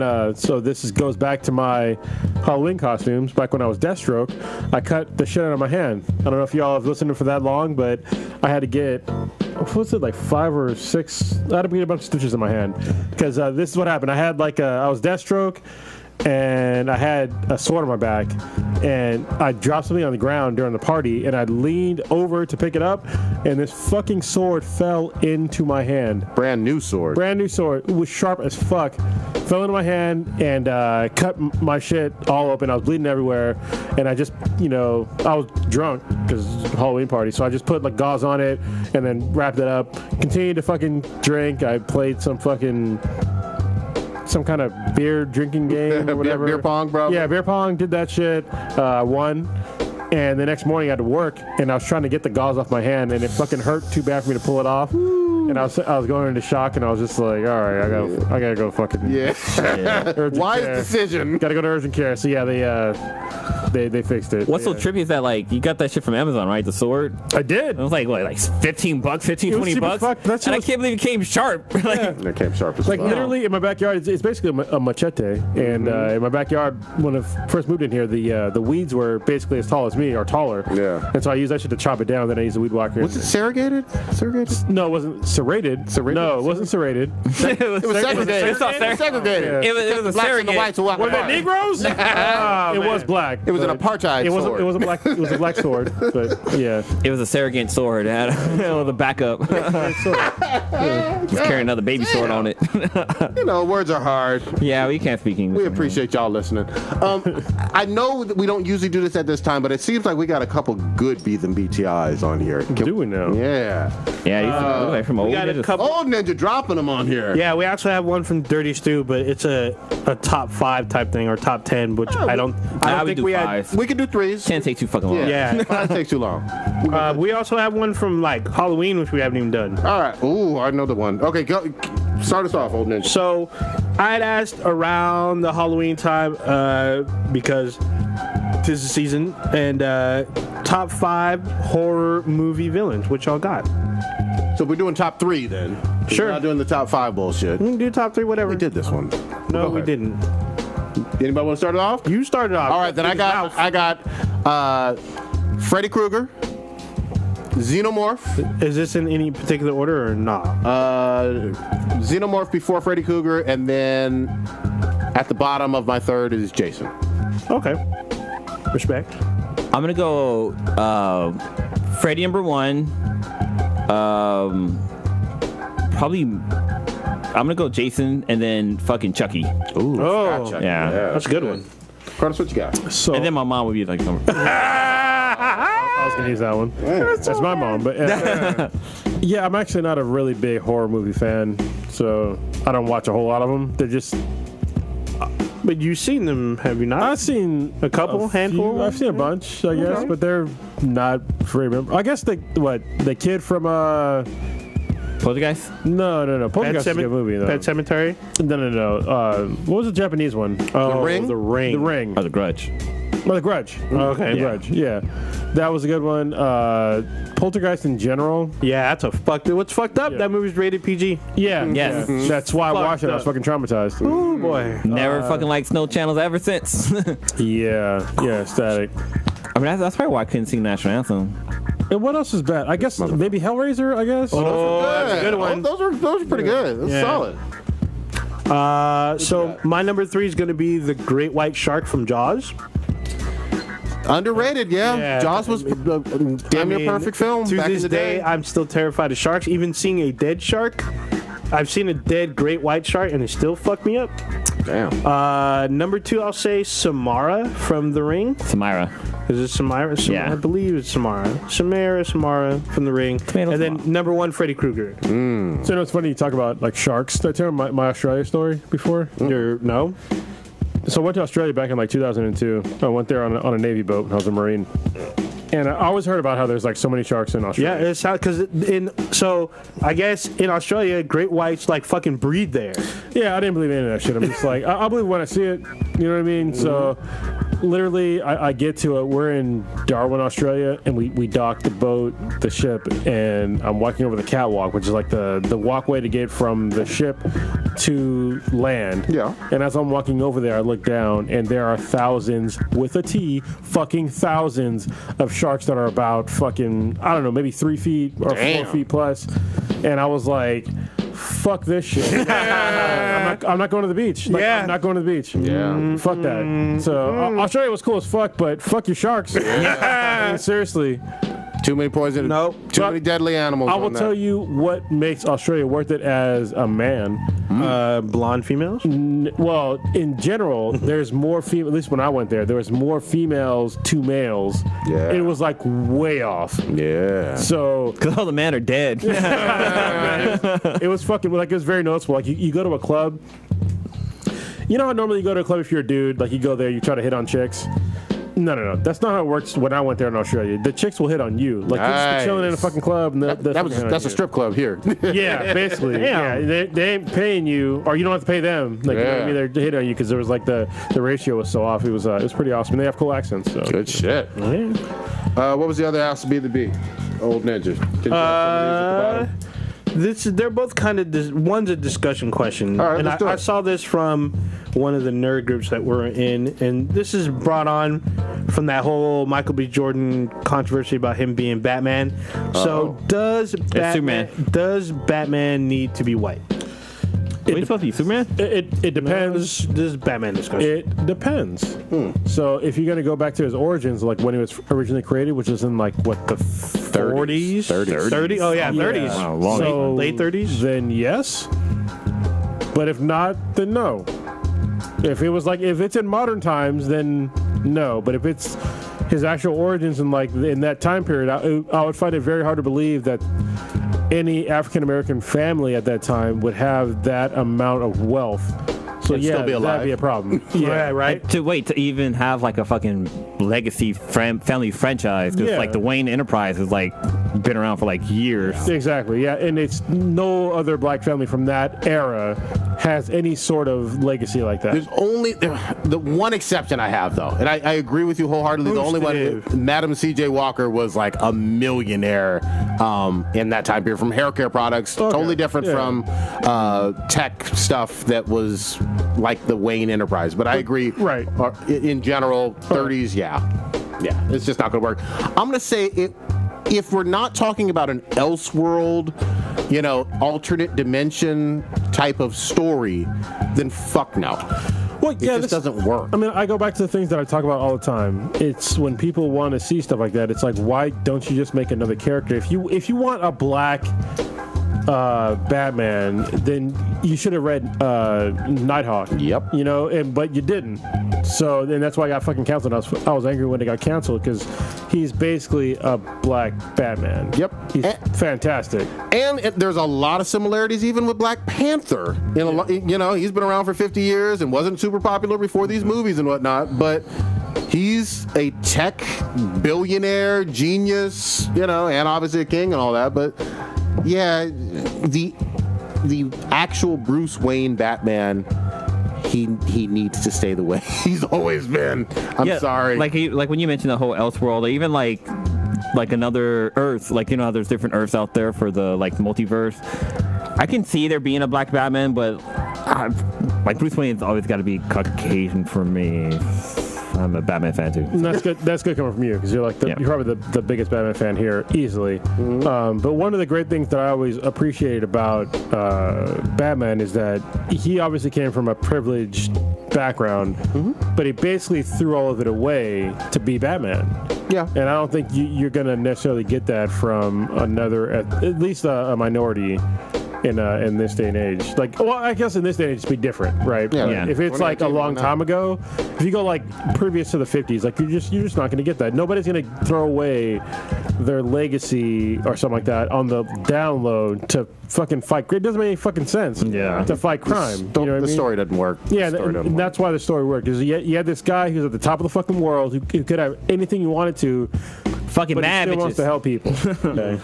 Out there chasing the cat's tail. I'm just going to say it flat out. We keep it real on these mics. I'm not a fan of mantle passing in general. I'm not a fan of just race swap for heroes. Very different from a girlfriend that literally doesn't, the girlfriend of a superhero that really doesn't matter all that much. But for the hero itself, just arbitrarily saying, oh, well, now they're this. It usually strikes me as kind of pandering and unnecessary. All that being said, there are some great examples of heroes that worked as a different race and a different person. Like when I think of Blue Beetle, who wasn't the original Blue Beetle when we're talking about Jaime Reyes versus I think Ted Kord. Yeah. I like Jaime Reyes. Well, and I think with that one, there's a huge difference is that with that one in particular, anyone that works, there's very few that work, but the original one actually handed down the reins to the other one. And was too old. Yeah, but in especially Marvel's been really bad at this, is that they didn't have that handover, except for with Thor. Yeah, there was a handover with Thor, but the rest of them though, it was just they emasculated his new character. Yeah. That's the other thing too. Remember they made him unworthy of his own hammer. Well, I wouldn't say it was emasculating because it was Nick Fury is the one who fucked him over. Yeah. What Nick Fury said fucked him over. He lost his arm. But what he said though was not emasculating. I can't remember what he said. It's been a while. No god is worthy. Oh yeah, and that's not to me. It's not emasculating. Yeah, but it's true though. Yeah. So it shouldn't have worked that way. And then the other one, real quick, is I liked how they did it with Miles Morales being an Elseworld and having his own Peter Parker in that world, who was Spider-Man in the Ultimate Universe. And he fostered him. Yeah. Well, and Peter Parker eventually dies, and then Miles Morales in that world that's not the 616 is the new Spidey. And he has similar powers to Spider-Man, but he doesn't have all the powers. He even has more powers. He's different. He has, the Venom Blast is totally new and turning invisible, totally new, outside of tech. You know what I mean? It's not a tech thing. It's an actual mutation. That's fucking different. Well, and if you don't believe us, just look at all these other comic books that didn't pass the mantle down, and look what happened. Look what happened to X-23. Yeah. There's no longer a all new Wolverine comic. It's now called X-23 because of that. And I like the comic. I still read it to this day. If you look at there was a bunch of other ones. Iron Man. Yeah. Now there's an Ironheart comic, and now Iron Man's back. Yep. If you look at Thor, even though Thor passed down the mantle to her, Thor is now back, and Jane is now nowhere. Yeah. As we all knew it would happen. And they just they bullshitted. There's a bunch of other ones too that are good examples, but there's really no need to keep harping on it. But just make new heroes and give them their own rogues gallery. I think that's what a lot of these comic book companies are missing, is that you're taking over these mantles for these heroes that have a deep rogues gallery. Yeah. And when you come up with these new characters that just take over the mantle, they're just fighting the same old rogues gallery. And in general, a lot of these new villains been trash, or remakes of the villains. DC and Marvel, a lot of them have been trash. I'm not saying all. Right. A lot of them. Can I give you a good one that's been good? Go ahead. The new Death of the Inhumans, the new villain, Vox or whatever. I never read it. Oh, dude, Vox is fucking good. Okay. Yeah, Vox is a really good new villain. Okay. Well, since you're talking about how characters are being changed, because if you watch a recent episode of Supergirl, Manchester Black, normally in the comics and at least even in the animation movies and stuff like that, he's been a white character, but in this one they have him as being black. Wait, Olden didn't even get in here on his I did. Oh yeah. Well, I'm gonna jump back to Union Jack dude, but whatever. Manchester Black. Yeah. As far as Batman goes, I think if you follow the Batman Beyond passing on the mantle 40 years in the future, then I can see him being black. Like, you either if you change Terry to a black kid, I'm okay with that. That would work. But or if you bring if you do Batwing and have him become the new Batman, right? Well, there is was the Signal. He's black, but you cannot do Terry McGinnis. Because if you follow the because he's a clone of well, he's not a clone. He's genetically, I guess, his dad was genetically modified to have the same nutsack as Bruce Wayne. Basically, he's basically a clone. But he's not a clone. Yeah, they took DNA from Bruce Wayne to make Terry Gilliam. No, they genetically modified the dad's nutsack so he would ejaculate Bruce Wayne's semen into the mom. Wouldn't that be clone semen? No, the clones, when you take cells and you put them in a fucking bat and they fucking get made. But no, this is like two humans fucking. Put them in a bag. In a bat. It was still altered. It was natural. It wasn't his nuts that he was busting. Yeah, but he's not a clone. They didn't use Bruce Wayne's DNA to make him. They did though. That's what they did with the guy's sperm, right? But he's not a clone of Bruce Wayne. He's part of the mom too. Well, so he's basically the son of Bruce Wayne. Yeah, it's fucking. Yeah, he's a son of Bruce Wayne. He's not a clone of Bruce Wayne. Anyway, you can. It's not like origins couldn't be changed. Like, you can change it to where Lucius Fox's son again, and then make I don't know I forget his actual name, but basically Batwing become Batman in the future. But you're saying, again, I agree with you that origins can be changed, and they're changed all the fucking time. Teen Titans did it. Yeah, but with Batman is about as famous a superhero as you could fucking get. Yeah. So you really want to go up and die on that hill? So the Batman mantle has been passed. Dick Grayson was Batman for a while. Sure. So, I mean, and as they said in Batman Beyond, Gotham City always needs a Batman. Keeping Bruce Wayne's legacy the same as he's being white from money, doing what he did, I'd rather keep that legacy going and then have him pass the mantle as he's done in the comics, and then we can go with whoever he passes it to, build their rogues gallery, or even take obscure villains that Batman has faced that were never big or a one shot, and then beef them up to be something amazing. Can I add one kind of weird snag in that? Mm-hmm. Remember they had in, I think it was Detective Comics, they had Duke come on board. Duke was now he's not a Robin in title. Well, he's the Signal. Yeah, he becomes Signal. Yeah, but he's not a Robin in title. And nobody really had a problem with him. I think Robin Wars. He wasn't Robin. Yeah, Wars. he rocked an R. So he was. I think he wasn't official Robin. He wasn't given the title of Robin, but he gave himself temporarily the title of Robin. You're right. That's a good clarification. But all I'm saying is, I think if he was a Robin, like official title and whatnot, I think there would be a whole bunch of people, that wouldn't be down as much with that. Oh, well, I also think people would have problems because of DK3. Because they would happen in there. Well, it's where the Kryptonian city becomes big, and then a bunch of Kryptonians come out and take out. Batman comes out again. At that time, Kelly Clint? No, the daughter, right? No, it's Lana. The girl Robin? Is that you? No. No, you're talking about Superman's daughter. No, I was talking about girl Robin. Her name's Kelly too. Carrie Kelly. Yeah, Carrie whatever. Kelly. Girl Robin. Yeah. Some people may be like, oh, this may not follow that story as well. But I never finished that comic. I think I got like 3 out of the 5 or 8 or something like that. You had to go back. Yeah. All right. What else you got? Well, I got it. There's I had a about BTI question. Going back to your Union Jack. No, it's Manchester Jack, Black. whatever the fuck. Manchester Black. Apparently, in the comics or in one of the shows, he says that he's half black, half Korean. Oh no, he's all white. No. Double check your facts. What are you talking about? Manchester Black. Manchester Black. He appeared on the latest episode of Supergirl. He's in. He's actually in Justice League. He's in Justice League Unlimited. Actually, he was in that one Batman or Superman movie where he played a guy who had psychic powers and like he fights Superman and like there's him and a black dude and some chick and they fight Superman on the moon and Superman like he goes all out. Okay. I know what you're talking about. Yeah, so his name was Manchester Black. That was a white guy though, right? Yeah, he's a British guy. And then in the show, he's a black British guy. I mean, I like him as the black British guy. He seems pretty fucking dope so far.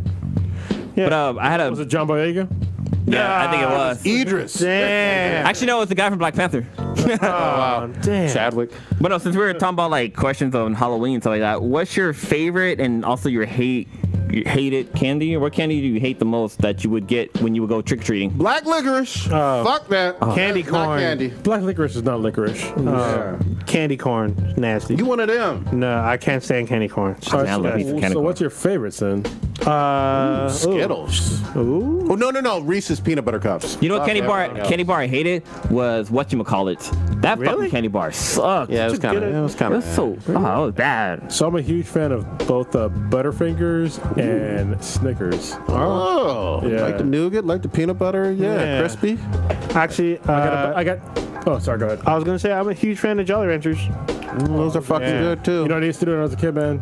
Is I would buy blow pops and then I would take Jolly Ranchers and then I would boil the Jolly Rancher down. Oh my and I'd God. wrap it around the fucking blow pop. God damn, you were always an engineer. Yeah. Make it fucking meth. Best. Yeah. My favorite If you candy. want some candy, there's candy in there. You want some candy? Maybe. No, Yeah. Mine's actually My was roommate- I'm not a big fan of chocolate, but I love fucking Reese's peanut butter cups. Why do I feel like every white and girl said that? peanut butter M&Ms. Yeah. Oh, peanut butter M&Ms. Yeah, that was. Oh man. So wait, peanut butter are good. M&Ms. I feel like it's like a It's newer. Yeah. newer type thing because back in them, M&M was cool, like the fun size pack. Yeah, the whole fun size those pack, are cool. yeah. It But was when you plain get and peanut. But when you get the new peanut butter M&Ms in the little fun size pack, those are fire. And them almond ones. Fuck yeah. everybody else. So it's funny. I was listening to a radio station. They were talking about like where are you gonna go trick or treating at?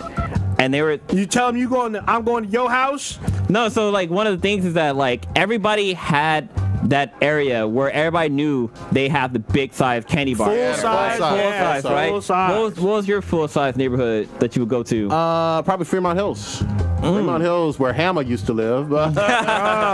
Hammer. Yeah. See, for me, it was Palo Alto. Oh yeah. Yeah, boy. Them white folks be giving out. The only thing was you had to go there was a deeper or a longer distance between houses too. Oh, you couldn't just hit multiple houses all over there. You had to walk. I remember one time this woman she ran out of candy, but she was giving out money. Oh. And then, you're a kid. I mean, she was giving out dollars, but when you're a kid, $1, because you I can buy 2 candies with $1. For real back then. Full man. size. Right? You going ham, but Oh man. I gotta switch it up a little bit. There's a really good Beat and BTI one on here that I kind of like. Wait, what? Okay. Could an open world G.I. Joe game work? Now I'm gonna tell you this before you even answer. G.I. Joe has been missing. They obviously had the 2 movies with The Rock and whatnot. I really, and they were okay. The second one was like a reboot and a remake at the same time, which was okay. cool. They were okay. Hey, they killed off fucking what's the name? So that's all good. They killed off Duke. Yeah, right in the fucking beginning. But I want the franchise to thrive again. Hold up, in cartoons. Did you not see G.I. Joe Resolute? I didn't. So that's basically an anime version of G.I. Joe. To give you... it had Sigma 6 or whatever. I watched the Sigma 6 To give you a quick overview, in the very first 45 seconds of G.I. Joe Resolute, Shipwreck is dead, where he's on a slab on a table and his head is blown out. They show his head's gone because they were hit, I think, by either Zartan or Storm Shadow. Nice. And they showed that they were ambushed and he was their biggest casualty. And then they do this little Is on Netflix? Where can I find this? Shit. It was on Adult Swim at one point. I have to fucking find him out. But yeah, it was fucked up. And then they do this really, really fucking crazy backstory with Snake Eyes and Storm Shadow. So Storm Shadow calls out Snake Eyes before the rest of the Joes go on a mission. So Scarlet understands and realizes he's got to go deal with it. So he goes to where they were trained, him and Storm Shadow, and they do a flashback and they show that Zartan tries to kill their master and he takes a shot. It's talking about the movie, right? No, Resolute. It's like an anime. It's like a 4 or 5 point. I feel like this is in the movie too, though. Maybe. It might be in the movie. I've definitely heard this. Well, this is where Snake Eyes jumps in the middle of the trajectory and he gets his fucking jaw blown out. God damn. It's why he can't speak. What's my girl Baroness doing on there, though? I don't remember. She on there? I don't remember. If she ain't on there, fuck that series. Yeah, there's a lot of Joes and Cobras that are not there, but they only show Zartan a little bit, but it's this crazy showdown where Storm Shadow and Snake Eyes have to basically hash it out. One blames the other for their master's death, and all this fucked up shit goes down. I'm down. It's fucking crazy. It's pretty fucking graphic. So, totally changing the subject. Eating candy. Milky Ways. I'm disappointed. Yeah? Yeah. All right. It's been a while. It's all nougat, right? I'm not a huge The fan. nougat ones are like 3 Musketeers, right? So I'm going to try that. Oh, that's the 3 Musketeers. Yeah, you're right. So what's the Milky Way? What's in the Milky Way? I don't fucking It's know. nougat. Nougat, new nut, and caramel. I think that's it. There's no nuts. So Yeah, Baby Ruth have the nougat in there. It's like Baby Ruth caramel. got nougat too. all right, try the Baby Ruth. You know what's funny is that people try to always explain what nougat is. No one really can. It's sugar. So Oh, it's fluffy sugar. Oh, damn. G.I. Joe, could it work as a game? Open world. I think so. I think if you did it like Ghost Recon Wildlands, it could that work. open world? Fuck. Oh, yeah. Okay. It's super open world. It is a fucked up, but me and Stitch play. Yeah. We used to play, and they have multiplayer. They have 4-on-4 multiplayer. So I think they could do it really well. You start as maybe like a new recruit G.I. Joe, and you get to work with all the the big major big names, Scarlet, Duke, even was General Flint, Colonel Flint, whatever. Shipwreck. And then you have to go undercover, and then with the Cobra, so you become a Cobra recruit, and then you meet Deathstroke, Cobra Commander, Baroness, and then you got to do shit with them. And you're also communicating with the G.I. Joe, either sabotage, and then you got to do some like morally fucking questionable shit, like killing people when you're not supposed to because you're G.I. Joe. I mean, I think it could totally work. This shit could be fucking fun, man. Yeah, I would say. Oh, go ahead.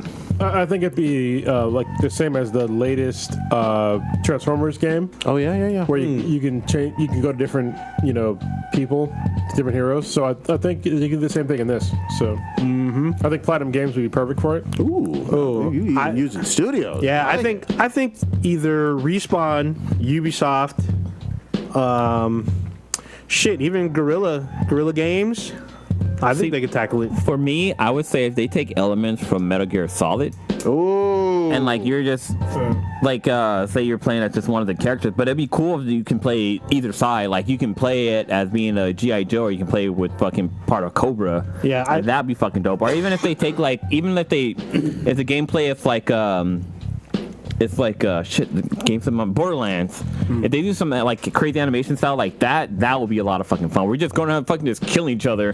Even though you're shooting, then you might be missing, but they got at least the shooting has to be the fucking different color lasers. Oh, maybe. It has to be. I would want like some of the multiplayer, because I think this works on single player open world, but I also think that the multiplayer could work as a tactical shooter similar to Rainbow Six. Just like Wildlands. I think you're better as Call of Duty.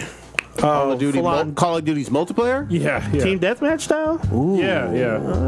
Cobra versus fucking G.I. Joes. Okay. I think the biggest ingredient is that you have to build your Joe or Cobra recruit. Like and customize your weapon. Yeah, I don't think it works if you're playing as a single like heroic Joe or a single you can unlock the hero like in fucking Battlefront. In every episode, every time you play the game, it has to end with the more you know type shit. Going back to that, if it did battlefield style, where you're on huge maps, you get planes, tanks, and you have bases to defend. All right, and then you could potentially get hero characters. I'd be down for that too. But see, I'd want some of the infiltration smaller maps as well, where you're kind of like working together in a team. One person is a tactician, one person is sends out the drone, one person has a riot shield. That is Ghost Recon Wildlands. They added that mode where it's a form. They call there's two versions of it. There's like a hostage situation mode. Because in G.I. Joe, everybody is a little bit different with their skill set. Yes. That's what I think would lend itself to the tactical shooter. I'm saying from the first person point of view, you have to customize your weapon and your character and pick your skill tree. If you're playing multiplayer, you pick a class in order to building a game right here. Yeah, right. We're as they call it, brainstorming. Yeah, but there's design document. Dude, what the fuck? So I'm eating this candy as you guys were talking. Yeah. And now I can totally understand why people get fat. As I'm eating this candy, I'm feeling more and more empty. Yeah. Like my stomach. And then you start grabbing more. Yeah. Like, what the fuck? This is so fucking weird. I haven't had this feeling like the longest time. Yeah. Isn't it weird eating sugar? It is. Yeah. Like, especially this much. But yeah, you have to stop. No. Before you explode. Okay today. That'd be so bad. Well, I'm secretly judging all these candies. Oh yeah, wait. Which ones are good? Which ones are not? So since we're brainstorming about this G.I. Joe game, copyright Black and the Black Times Infinity. You motherfuckers trying to slip on this, just in case. Yeah, I mean it could definitely work. I think, especially in a first-person shooter. I'm amazed that there hasn't been like a whole lot of push for it. You know what I mean? I think in this day and age, it'd be hard to do it because so many people. Well, a game maybe, but it'd be hard to like do another movie. Yeah. Because this whole like toxic masculinity, fucking bullshit culture, PC bullshit. Yeah. People don't understand. It's weird to me. And it's so much. I mean, they had 2 movies, and again, they were good. You know, they weren't. I won't say they were excellent or great. I will say they're great because in the second one, who fucking died? Channing fucking Tatum died like a bitch, and it was great. Damn, he got blown up, and The Rock survived. Okay, here we go. G.I. Joe Resolute, there were 5-minute episodes, but there's 11 episodes. So I should find these on like YouTube or something. Yeah, I watched them back to back. That's why. But here's the thing, though. Hasbro has their game studio because they've made a few games. They could do this themselves.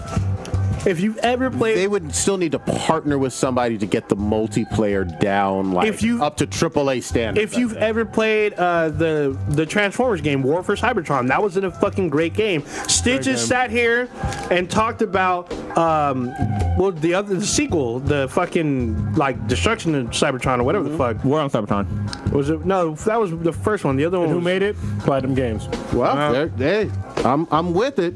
I want it to be, for whatever reason, I don't think either one of the Transformer games, although they were good, sold like they would want them to sell. Well, probably not. I think they say it sold decently. That's why they garnered a sequel, because they're both good games. Yeah, I feel you. Well, what's weird is the first one is a 3-person co-op story, and the second one has no co-op at all. That's a drastic change. It was called Devastation. No, not that. No, that one was good though. That was the cel-shaded one. Yeah, no. That's not the one I'm looking. The one, it has the Dinobots on it, because you can be Grimlock in the game. Oh, Fall of Cybertron. Yeah, War for Cybertron, then Fall of Cybertron. Yeah. That's the sequel. They're both good ass games, because like you can play as some of the hero characters. You could be Megatron, you could be Optimus, you could be Bumblebee, you could be a bunch of the other characters. But can you be Negrotron? Oh, you can build them multiplayer. In multiplayer, you customize. I wonder if I can name this episode Negrotron. Give it a shot. Do it. Are y'all? I'm gonna say this. Are y'all looking forward to this new Bumblebee movie? Because it kind of looks good. I'm scared to say that. Don't be scared to say it.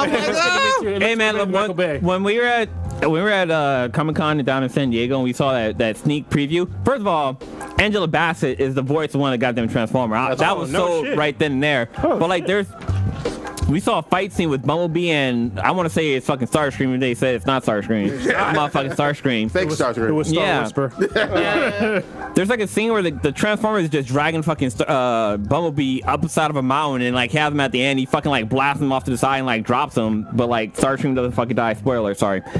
This probably the opening of the movie, but I don't know. It just seems like it's gonna be a really good fucking movie. Yeah, like all together. Well, I like that they toned down the animation. Right? So I understand that we have the technology to make shit like real intricate. Yep. But you don't need to make everything real intricate. You know what I mean? When it comes to like robots and shit like that, you don't need to have robots that have fucking nuts and like testicles, sling talking and shit. Ooh, and the nuts were banging and shit and pissing on people with fucking radioactive fucking radiator oil. Fluid. Yeah, and there's like too much shit. Like when they move, there's like fucking literally there's like moving parts. I feel like there's at least 300 things moving for like one arm, and it's like that's too much. Yeah. Like in real life, you wouldn't have 300 parts uncovered moving around. And in this Bumblebee movie, it looks like it's the right amount. It looks more simplistic. It looks like the cartoon, the ones that we grew up on in a lot of ways. And like one of the huge problem I had with the franchise was that when they're in their robot form, they have fucking battle damage to their paint and shit's all chipped. But when they're in their vehicle mode, perfect paint job like that. Yeah. Like that shit kept taking me away from the goddamn movie. And then all the other movies were horrible too. That's the nano paint. You should know about that, Blue, because you have an Infinity. You know about the nano paint, bro? But still, like that nano paint. why is the nano paint not different when they're in robot form? I'm hoping this one works well, and I want another G.I. Joe movie. I want both of these franchises to fucking still thrive, and I think there's a place for them, even though it's a harder sell with G.I. Joe because people get all fucking butthurt about it. I think The Rock killed it. He asked for too much money. Damn. Maybe. You know what's funny? You know how like there was a picture that The Rock posted up recently, and that people in like Photoshop to be Zangief. Yeah. It's funny. This one guy, he's what? Don't be Zangief. Like. Sagat. Oh, Sagat. Yeah, Sagat. Don't be him either. Yeah, because he should definitely be Ty.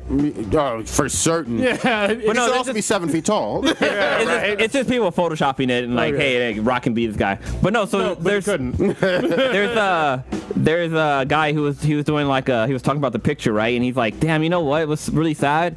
I am the same age as The Rock, and I'm the same weight as The Rock, but I look nothing like The Rock. Yeah.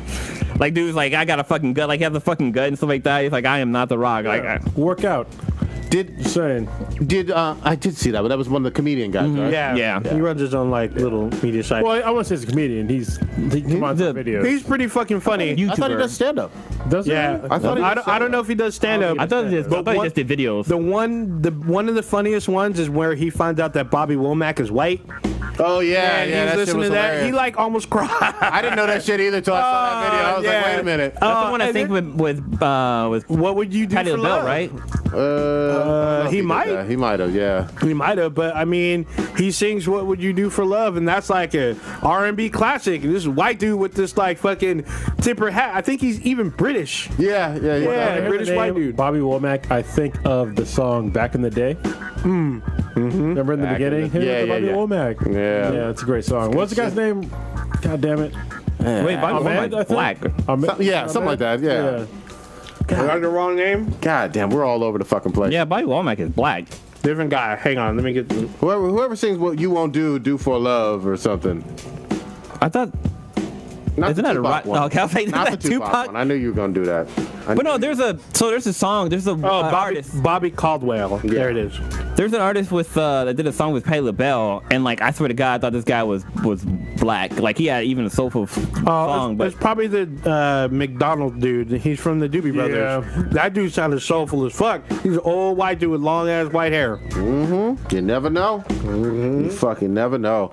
Or is You it know Michael what McDonald? was fucking tripping me out the other day? Was there more than one Van Helsing movie, or was there only fucking one? There's a Van Helsing series. there's No, only but I mean like one. movies. There was one. It was with Wolverine. Hugh Jackman. And that was it. Ooh, and Kate Beckinsale's fine Why did ass. I think there was more than fucking one, man? There might be like direct to video. Yeah, okay. Because you're a terrible person. You wanted more than one. The Yeah. Damn. But was that before Underworld, the first Underworld, or It was after? around the same time. Yeah, Okay. it came out in between. She had like a little underworld break. Oh shit! Did Kevin Garreau do that? Because I don't know, but Yeah, he is in that one. I did not like Van I Helsing. would still like to have him on the podcast. Yeah, he was great. We got to meet him in real life, and he's a cool ass dude. Yeah, that voice. So, yeah, That voice. he sounded like that in real life. I was like, dude, That's really what him. the fuck? You made me sound like a little girl. Yeah, he's a big ass dude. Yeah, he's I was like, God dang. He's not that big. Yeah, he's big. He's but not that big. Yeah, Shit. he's a big dude. He's not like 7 feet, but he's still. Yeah, that's what I'm saying. Yeah, he's still big. He's definitely like I want to say intimidating, but yeah, you can definitely tell. Like, Big dude. Yeah, because he's He still can be a bouncer anywhere. Yeah, he's still pretty yoked for his age. What was interesting, like he was like walking around by himself. Like he didn't have like nobody with him or anything. He was just in line getting food or something. yeah, yeah. If He's at a food truck. If Cronus hadn't have picked him out, I wouldn't have noticed because he has this huge fucking beard. If he didn't have the beard, I would have recognized him. Yeah. But he has this huge fucking. Yeah, I actually went Billy to a Goat panel beard. and he was in. I was like, oh shit, that's a dude. I've got a fucking selfie with him. It's great. Yeah, he does. But when he started talking, I just felt I was scared. Like I wanted to run away. Like that wasn't the voice of God. That was like something like evil. Yeah, we would definitely need because we'd have to talk to him about Blue Marvel. I mean, that's his own creation, and then Wait, he made Frankenstein. Blue Marvel? Yeah, that's all him. Wow. He's the first black person to make a black character for Marvel. That's pretty impressive. And Very then also Frankenstein. That was yeah, I him. did hear that. He wrote the comic and he wrote the screenplay for the movie. Good shit, man. So, That's fucking I mean- talent, man. Yeah, and he's still kind of doing his own thing. I forgot what y'all saw him on, what he was up to now when we ran into WonderCon. I know he's obviously doing something. Yeah, I can't quite remember. I know he had like a panel, not a panel, but he had like a booth. Yeah, he had a booth. Well, that's the thing. People forget, like, and I know not everybody's into horror movies, but the fucking return on investment is ridiculous. Like, you come out with something just like with Halloween, $10 million is nothing for like compared to MCU money. We should make a horror movie. Yeah, Yeah. I'm saying. We should make up with pre-recorded live. And Yeah. So you know what it should be? It should be us running through where pre-recorded live lives in the Ohio? woods. Yeah, and I've just been running through. Monroeville. Yeah. It's like it's the smallest fucking town. Yeah, and literally we can have the cast of pre-recorded live with just pitchfork, not even pitchforks, just like fucking torches, and they're like, "Hey, the road's this way. We trying to help you guys. We just running. We just seeing like white folks in the woods." Like I wish you guys were with us when we went there. I know. I wish I'd have went. It was really cool to like see them in their Dude, in their element. watching Matt's face was fucking classic. It's good Like, shit. what is this guy, black guy doing here? It was like really so like I don't know if you listen to this podcast, listen to pre-recorded live. Yeah. All right, so when they talk about like their little hometown, they don't talk about Mistake on the Monroeville Lake? all the time, but when they do, I understand now because I've been there. When they talk about like the not the Foreign Legion shit. It's like there's like a fish fry that's like literally right next to them. Yeah. And they always park in their parking spot because they live like right next to them. Yeah, yeah. And it's like super irritating, especially to Becky because she gets home later. Not late, like later, and she like misses her parking spot because they just take up all the parking spots. It's like older vets that do that shit. Yeah. And it's just like it's funny to me because I was there when like they had the fish fry and I was like, oh, this is the fish fry. The famous one. Yeah. And it's just like it's really cool but it's like far to like go anywhere there. Not bad. In California, we're super spoiled because when you want to go anywhere, everything's close. Pretty much. Everything's fucking close. When you go to fucking Ohio, especially where they're at, like in Monroeville, like if you want to go to like a serious grocery store, like you gotta fucking drive for a minute. God damn. Like it's like might as well plant something and watch it grow. Yeah. Like the nearest place where you can get like normal, not even like normal food, but like semi-grocery store like food, it's like literally like a drive-through thing. Jesus. Like you drive your car into a fucking building and you tell them what you want and they get it from you. They get it for you. And weird. It's like, what the fuck? So weird. Yeah, it's weird to us, but Yeah, it was cool for me to see. Yeah. I haven't seen them in a chat in a while. it's late for them. Yeah, but they usually would jump up in there though. Yeah, for a minute. You know what's still weird to me is when people pump your gas for you and it's like their job. Oh yeah, I ran into that in Jersey and I was like, why are these people standing by the pumps and trying to pump? And I know I have to do this. That's weird. I was like, oh shit, that's right. You get paid to do this. I've only experienced that when I was in Japan. Like I never experienced that here in America. You drove in Japan? Go to Oregon. Yeah, Oregon. but Jersey does it too. I was tripping out. I was like, what the fuck? Yeah, if you can drive in Japan, if you have a valid drive license here in America, you can go to AAA and get an international driver license, and you can drive anywhere. Well, That's amazing. What I've understand, yeah, it's anywhere. So I was able to drive in Japan. Good. It's a trip because like at first it takes a while to get used to like the pedals, like the gas pedal and stuff are all the same, but like the signals and shit all wrong. Yeah. But when you come back to America, like everything's backwards again. So it's a trip, dude. God damn. When I was in Qatar, nothing was backwards. Everything was like on the right side as far as we're concerned. But what was funny though is that I paid under the table to like get into like the driving, like the driver's test. Yeah. And like literally, like to do a driver's test, I didn't even go through like. So if you know how you go to like the DMV in America, imagine going to the DMV and just being like, nah, I ain't going to the counter. I'm just gonna do the fucking driver's test. Oh, it's like literally just meeting up with the guy that's giving you the test, and. That's it. That's literally what I did. I paid under the table to just like talk. Hoping he doesn't take your kidneys. Yeah. But no, you go to like so their driver's test in Qatar. It was there's a course. Okay. So I was gonna get killed. You're gonna say so. He ain't gonna fucking kill me anyway. I mean, let's be honest. But it was just interesting for me to just like literally walk on to like the field, like bypassing all their basically DMV shit and just like, hey, all right, I'm driving now, and like have him do his thing and like pass me. So. God damn. Did y'all see the new Overwatch character that dropped at the Yes, which is suspicious because it dropped right. It's a Western character that happens to drop right around Red Dead Redemption. Yeah, I can't remember her fucking name, of course, to save my goddamn like Sage life. Or some shit. But she looks like McCree, only a hot waifu and blonde, and then fucking. She's a cowgirl. Yeah, she's a cowgirl. She's a cowgirl. Man.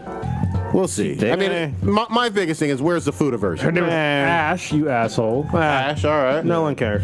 I care. I thought it was really cool. She could basically rocket jump. Rocket jump? Okay. It's a shotgun jump. I didn't see her move set. Yeah. I see. Have you ever seen Rocket Jump owned by Freddie W?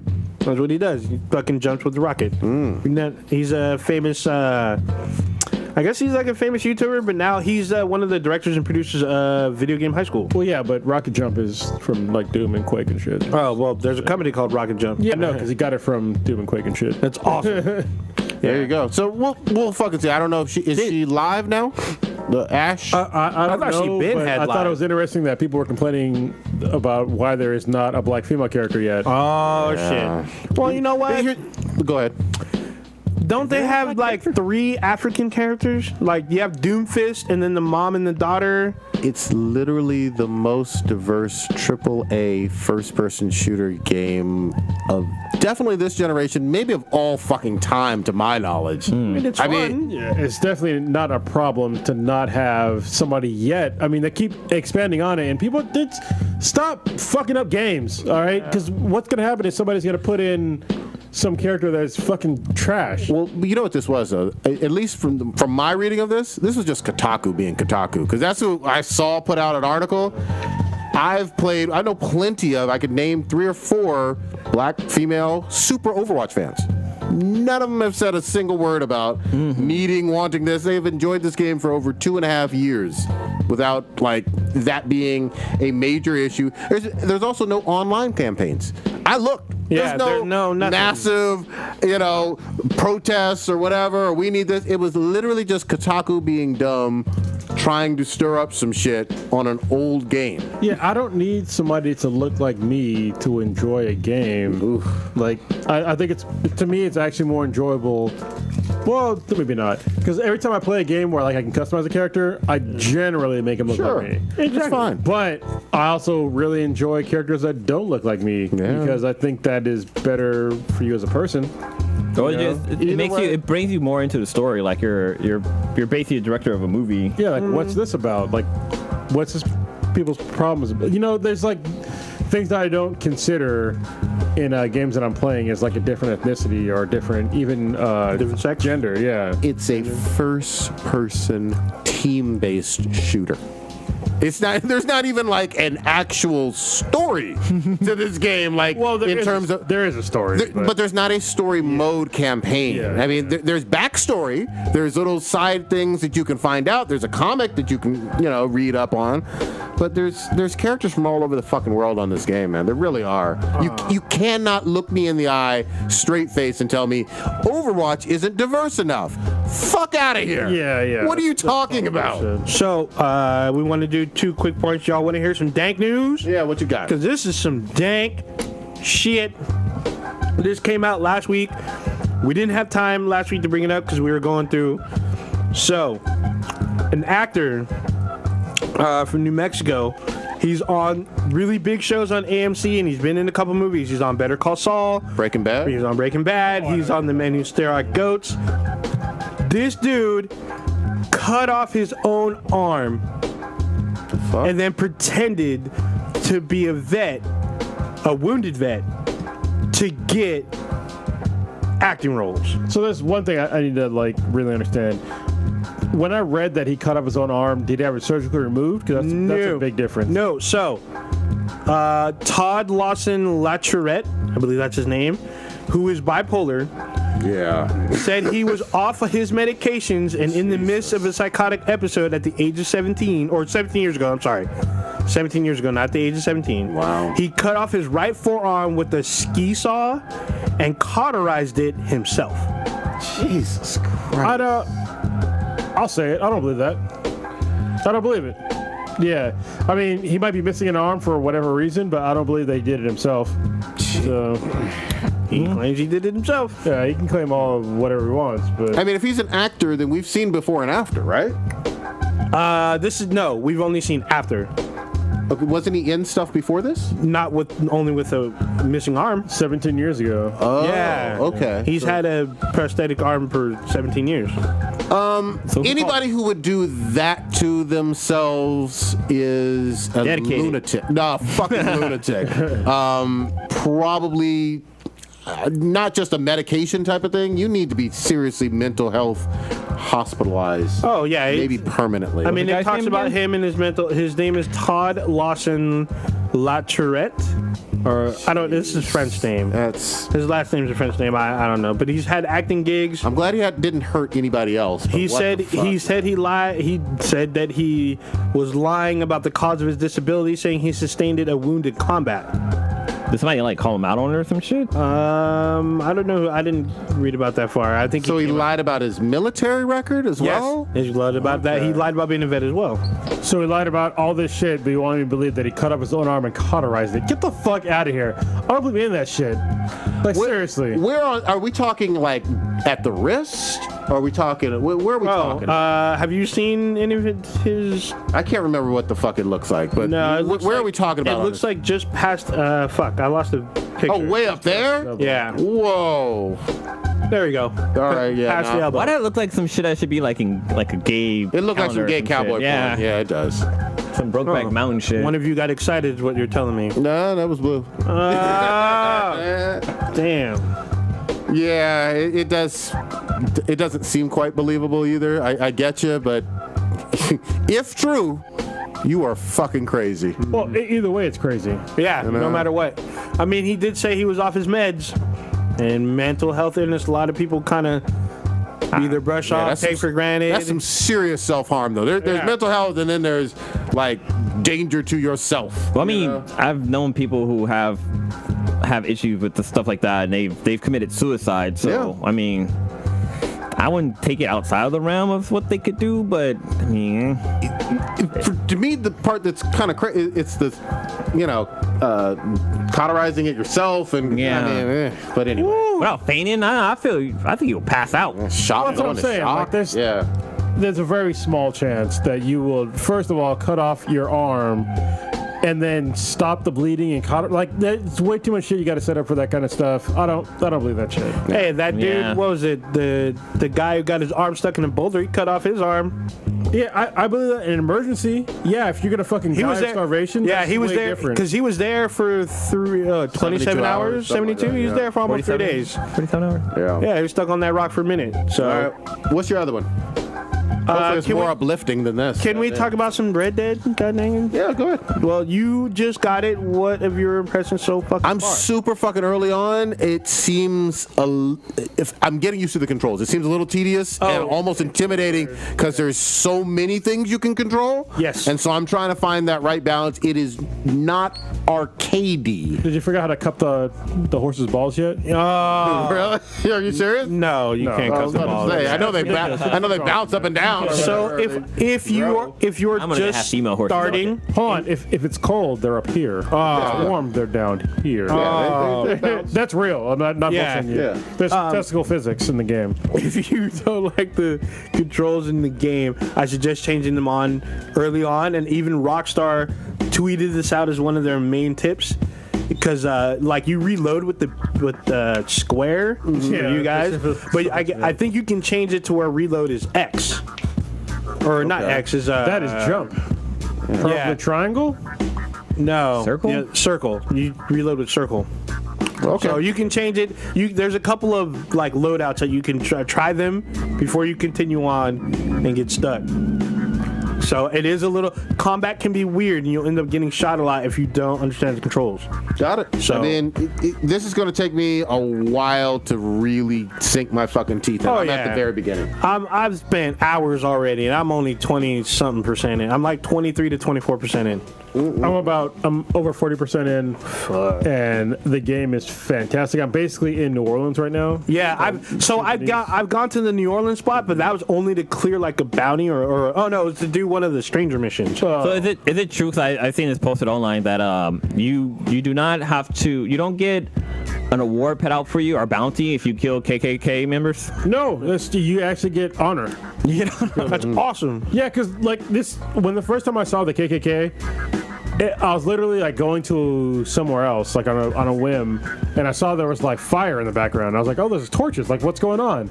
And then I saw, "Oh shit, it's a fucking burning cross!" And I was like, "What the fuck?" And then I was thinking, I was like, "Can I just kill them all?" But this is like literally right after a time where I killed some people and I like lost honor. Mm-hmm. And if y'all know me, I try to be like the most honorable. I try to be the good guy all the time.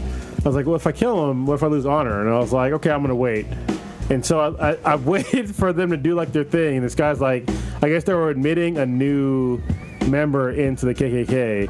And the guy had the honor to light the cross on fire. So he lights the cross on fire and he ends up fucking burning himself. And then as he's on fire, like another guy tries to put him out and he sets himself on fire. So they both fucking die. And so they're all breaking up the thing. And I'm laughing like a motherfucker watching all this shit. Yeah. Like, all right, now I need to kill somebody. I'm like, can I kill somebody? So I find like the head guy that's walking away. Yeah, Grand Dragon. And I shoot him in the fucking face. And it gives me like the plus honor thing. I'm like, oh, okay. So every time I see a KKK now, I'm killing them all. There you go.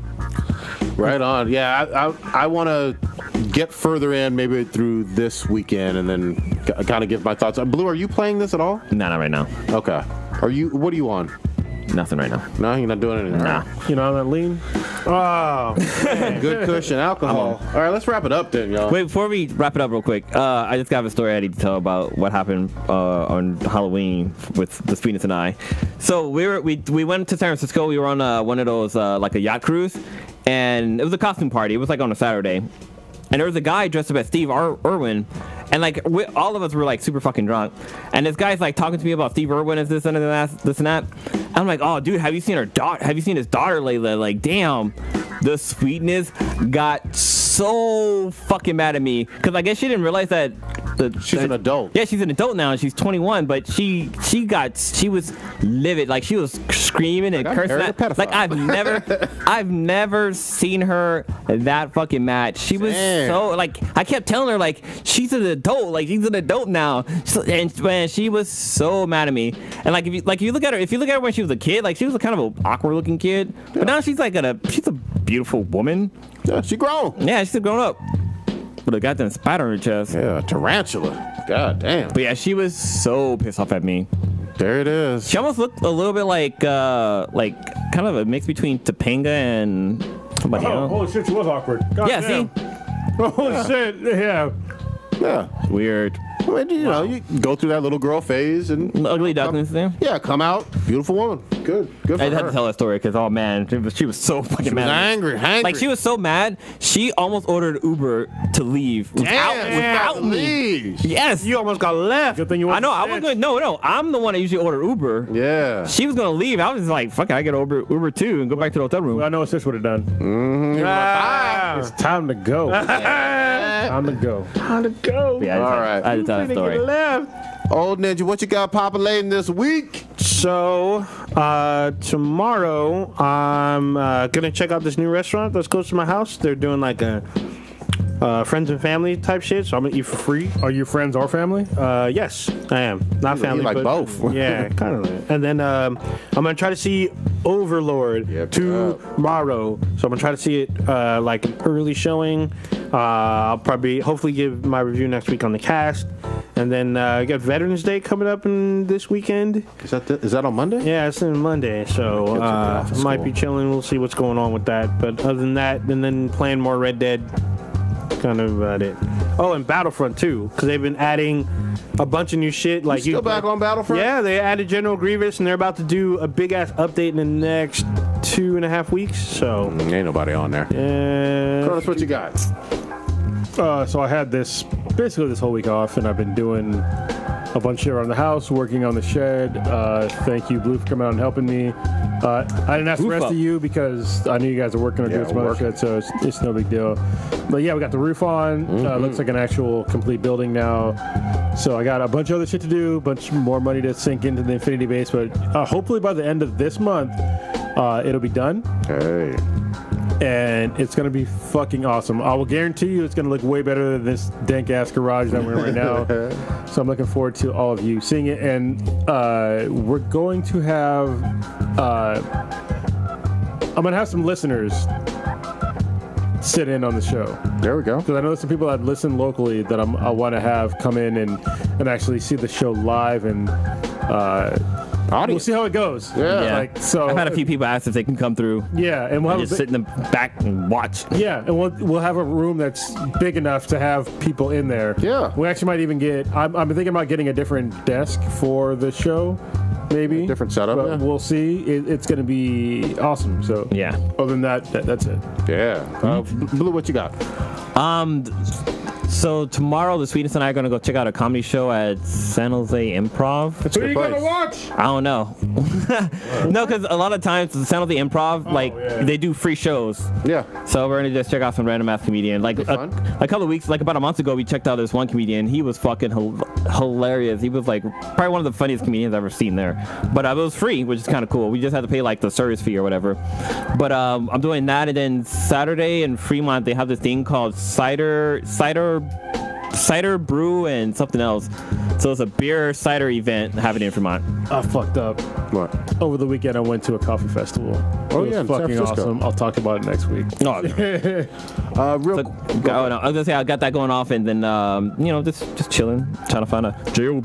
There you go. And we got our fingers crossed for you on that one. Yeah.